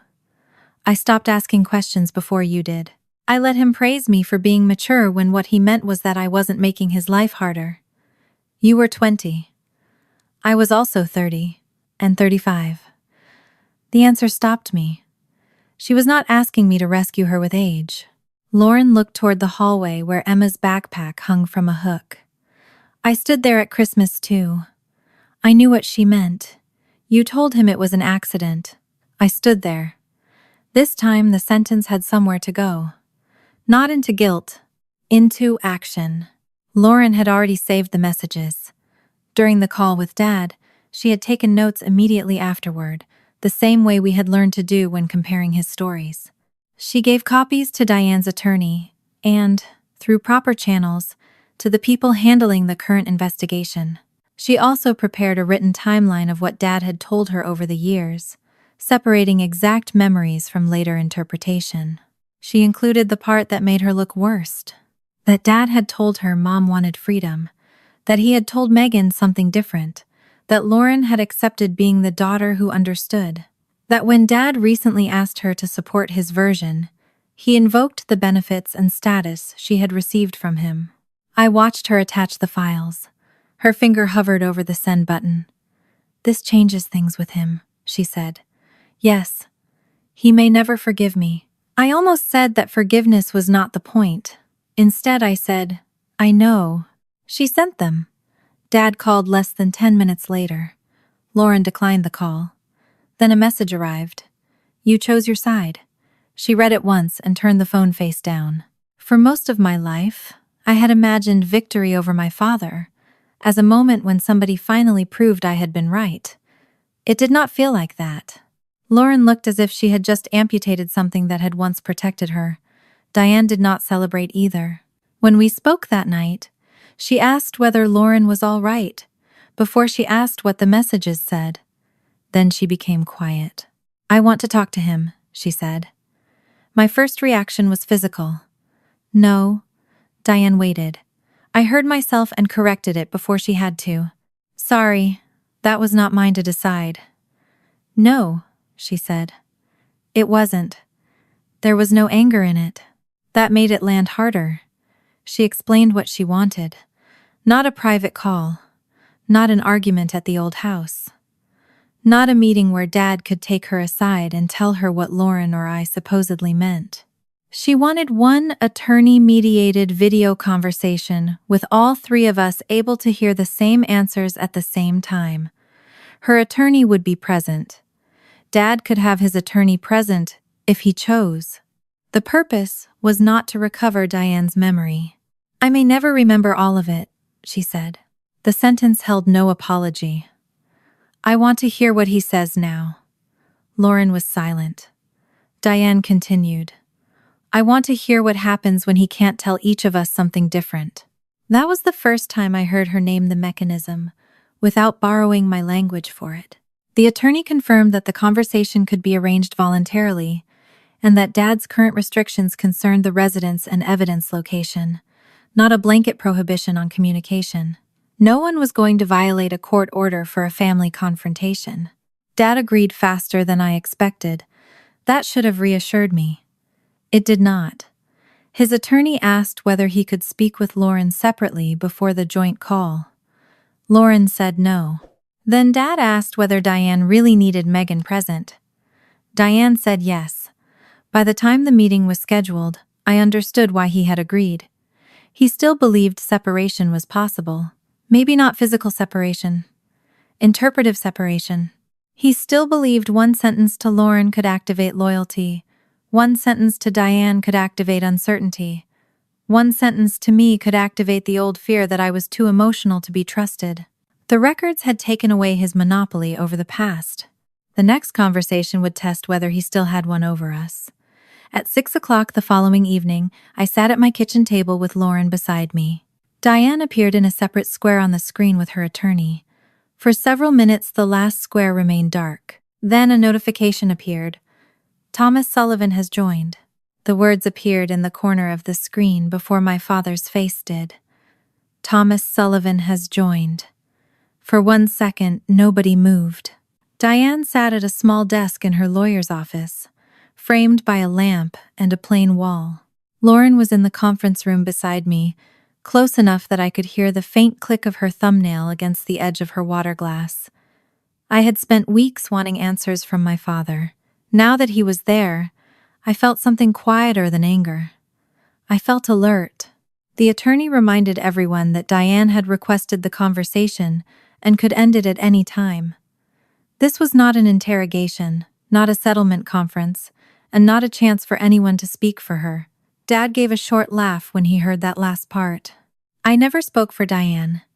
I helped her when she couldn't help herself. Diane did not react. "Then answer one question. When I left rehabilitation, what did you believe I wanted?" "You wanted out," he said immediately. "You told me you couldn't go back. I arranged what you asked me to arrange." "To what?" she asked. "To the house, to the marriage, to all of it." That last phrase hung there because it was exactly what the records did not say. Diane's lawyer asked him to be specific. Dad leaned closer to his camera as if precision itself were an insult. He said Diane had been overwhelmed, ashamed, exhausted, and afraid of returning to the life she had before the injury. Some of that was probably true. That was what had made him so effective for so long. He rarely needed a complete lie when a true fragment could be stretched over everything else. Then he looked at Lauren. "You know what she was like," he said. "You were there. You know your mother couldn't handle Megan." I felt Lauren go still beside me. Dad kept talking. He reminded her that she had been 20, old enough to see how unstable the house had become, old enough to understand how much pressure Mom had been under. He said Lauren had always been the reasonable one, the one who could see the whole picture, The one who did not turn every difficult fact into an accusation. It was the old reward, offered in front of us this time. Lauren set down her glass. You told me Mom wanted freedom, and that chasing her would be selfish. Yes, because that was true. You told Megan Mom left because Megan made home unbearable. Dad's eyes shifted toward me. Megan has always needed someone to blame. There it was. 3 claims in less than 2 minutes. To Diane, she had chosen to leave everything. To Lauren, Mom had needed protection from pursuit. To me, the real problem had always been my nature. For years, each statement had lived in a separate room. Now they were in the same one. I did not argue with him. I opened the copy of the contact plan note Diane had authorized us to review. The surviving note says you reported that the daughters needed distance. It does not say staff spoke to either of us. Dad frowned. That is what Lauren told me. Lauren shook her head. No, you were upset. You may not remember. I remember what I said. I asked when we could visit again. Dad's face tightened. You also said Megan was making everything harder. Lauren looked at me, then back at him. I complained about Megan. I was angry at her. I was 20. I did not tell you to keep Mom away from us. Dad tried to answer, but Diane spoke first. What about the cards? His eyes went to her. Not dramatically. Not like a man caught in a movie. Just a tiny pause. A calculation. What cards? The birthday cards I sent to the house. I don't remember every piece of mail from 17 years ago. Diane nodded once. I kept copies of 2. Dad shrugged. Then maybe they never arrived. Diane held the 2 copied cards to the camera. Lauren never received hers. Megan never received hers. The earlier 2 were not returned to me. Dad's mouth tightened. That still doesn't mean I saw them. No, Diane said. It means I tried. Her lawyer brought up the contact planning note Diane had authorized us to review. This records you reporting that the daughters needed distance. What was the basis for that? Lauren was upset. Megan was angry. Nobody was ready for more chaos. Lauren shook her head. I asked when we could visit again. You also complained about Megan. I did. I never said we wanted no contact with Mom. Diane asked whether either daughter had ever told him to block contact. Dad gave no name, date, message, or conversation from either of us. He returned to intention instead. I was trying to keep everyone from getting hurt. Mom's voice stayed level. Not after I could make my own decisions. For the first time, he had nowhere private to move the meaning. Mom had said what she knew, and all 3 of us had heard it together. Dad's voice softened. You asked me to help you leave. I did. The room went quiet again. Dad seized it. There. Thank you. Diane's eyes stayed on him. I asked you to help me leave you. His mouth closed. Mom did not retreat from what she knew. She remembered enough to know she had not wanted to return to that house, had feared another fight with Dad, remembered the loan papers, and knew she no longer trusted him about money. She would not fake certainty about every conversation or every use of the word back. But one boundary was clear. She had never asked Dad to decide that her daughters had rejected her. Dad's jaw moved. You were confused about those loan papers. Then why did you keep the closing folder for 17 years? His eyes flicked toward the screen. I felt the same cold recognition I had felt the first time I saw Mom's fresh signature on the refinance packet, not proof by itself, a detail that did not fit the version being offered. Dad said the old loan had been necessary to keep his business alive. He said Mom had known they were in trouble. He said she had signed documents before, and later convinced herself she had not. He called the old dispute a marriage problem that Megan had turned into a criminal theory. I asked only one question. Did she sign the 2009 home-secured loan? His lawyer appeared to say something off-screen. Dad looked away. Then he said, That is not what this meeting is about. Diane answered, It is what the fall was about. He looked back at her sharply. She did not claim a recovered memory she did not have. She said the retained notes she had written after rehab placed the loan confrontation before the injury. The recorded instrument and the folder from his office established the transaction existed. Her memory supplied only what it could: fear, anger, the conviction that she needed to leave him. Dad reached for the receipts next. He said nobody else had driven the hours he drove, paid for temporary lodging, covered groceries, or kept track of the small expenses after rehab. The old archive proved that much. He wanted those payments to become evidence of innocence. Diane surprised me by agreeing with the first half. "You did help me," she said. Dad's shoulders loosened. "You drove me places. You paid for things when I was still getting steady. I was grateful for some of it."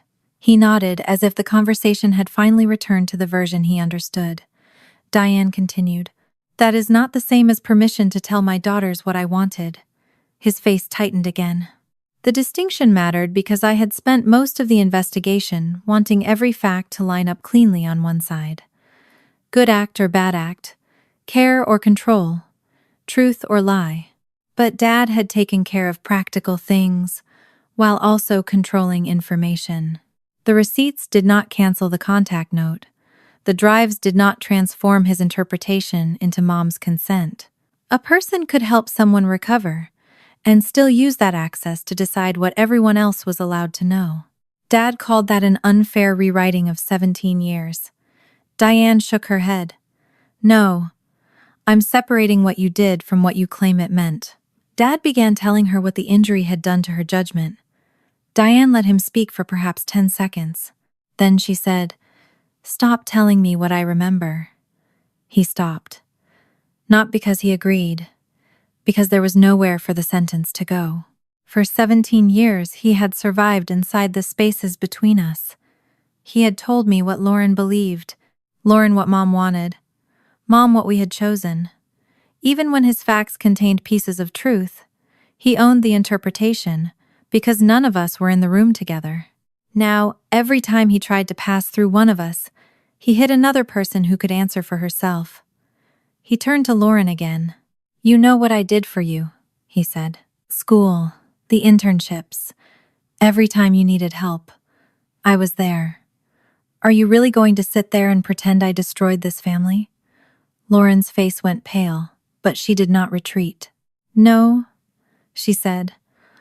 "I'm not going to pretend I had no part in it." Dad blinked. Lauren did not defend herself. She admitted she had liked being the daughter Dad praised, and that his calling me emotional had let her feel reasonable. She had stopped searching before I did, because he called it selfish, and because believing him was easier. Then she named Christmas. She had stood there, while he ordered a 9-year-old to kneel in a room where her shoes had mattered more than Emma's dignity. Dad snapped that the shoe incident had nothing to do with 17 years ago.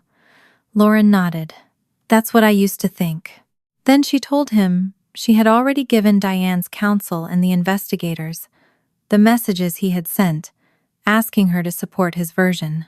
She had also provided her own recollection of what he told her after the hospital, after the transfer, and again once Megan started asking questions. Dad stared at her as though betrayal could only move in one direction. "You're choosing her over me." Lauren looked at him for a long time. "I'm choosing not to lie for you."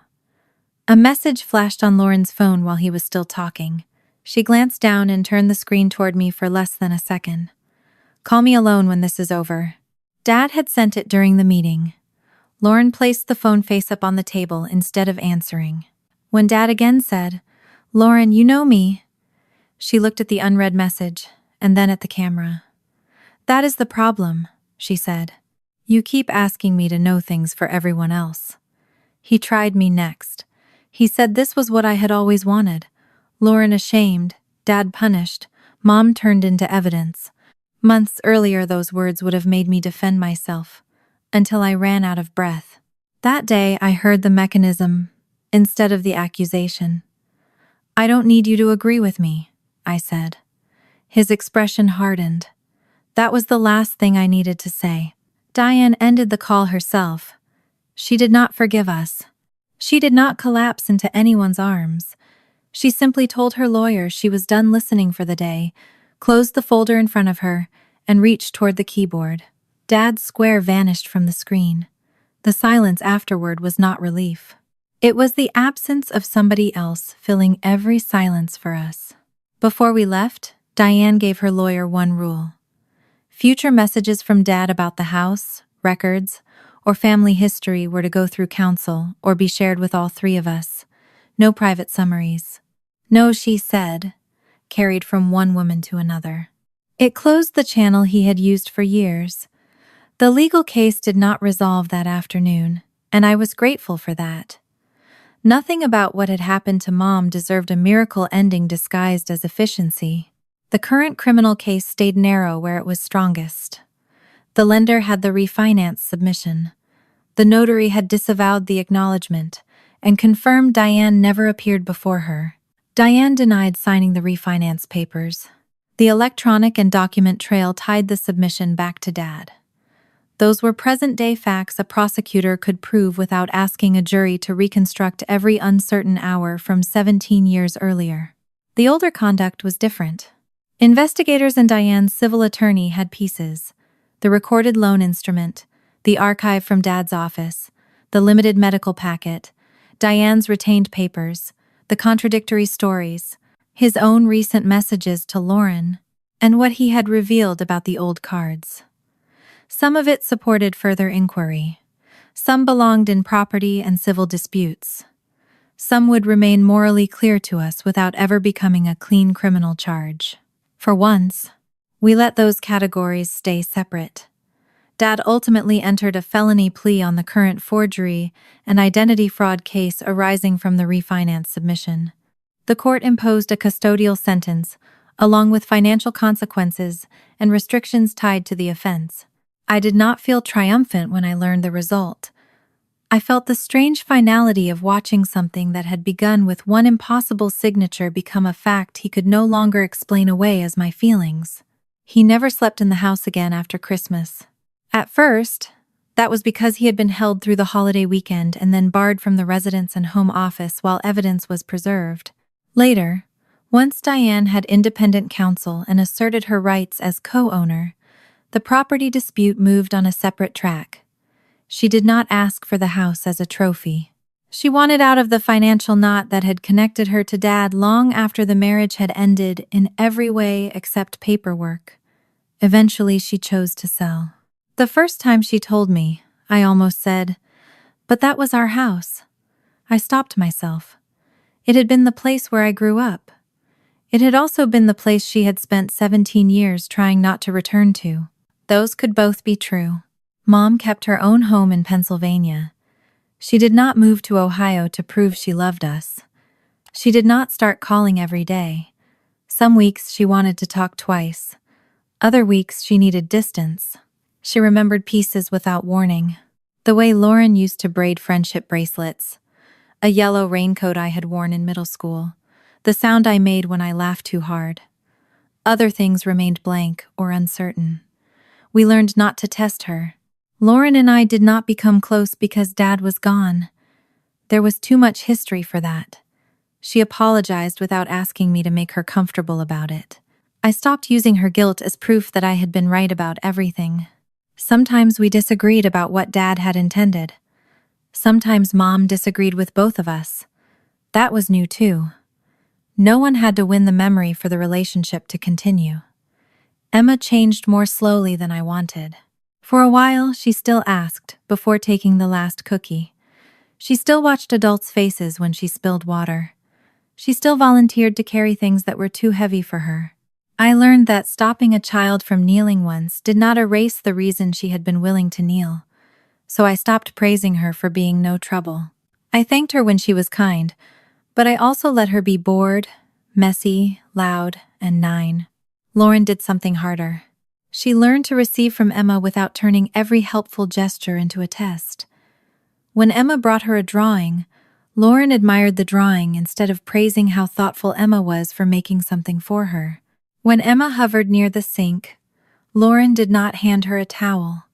Small things, almost invisible.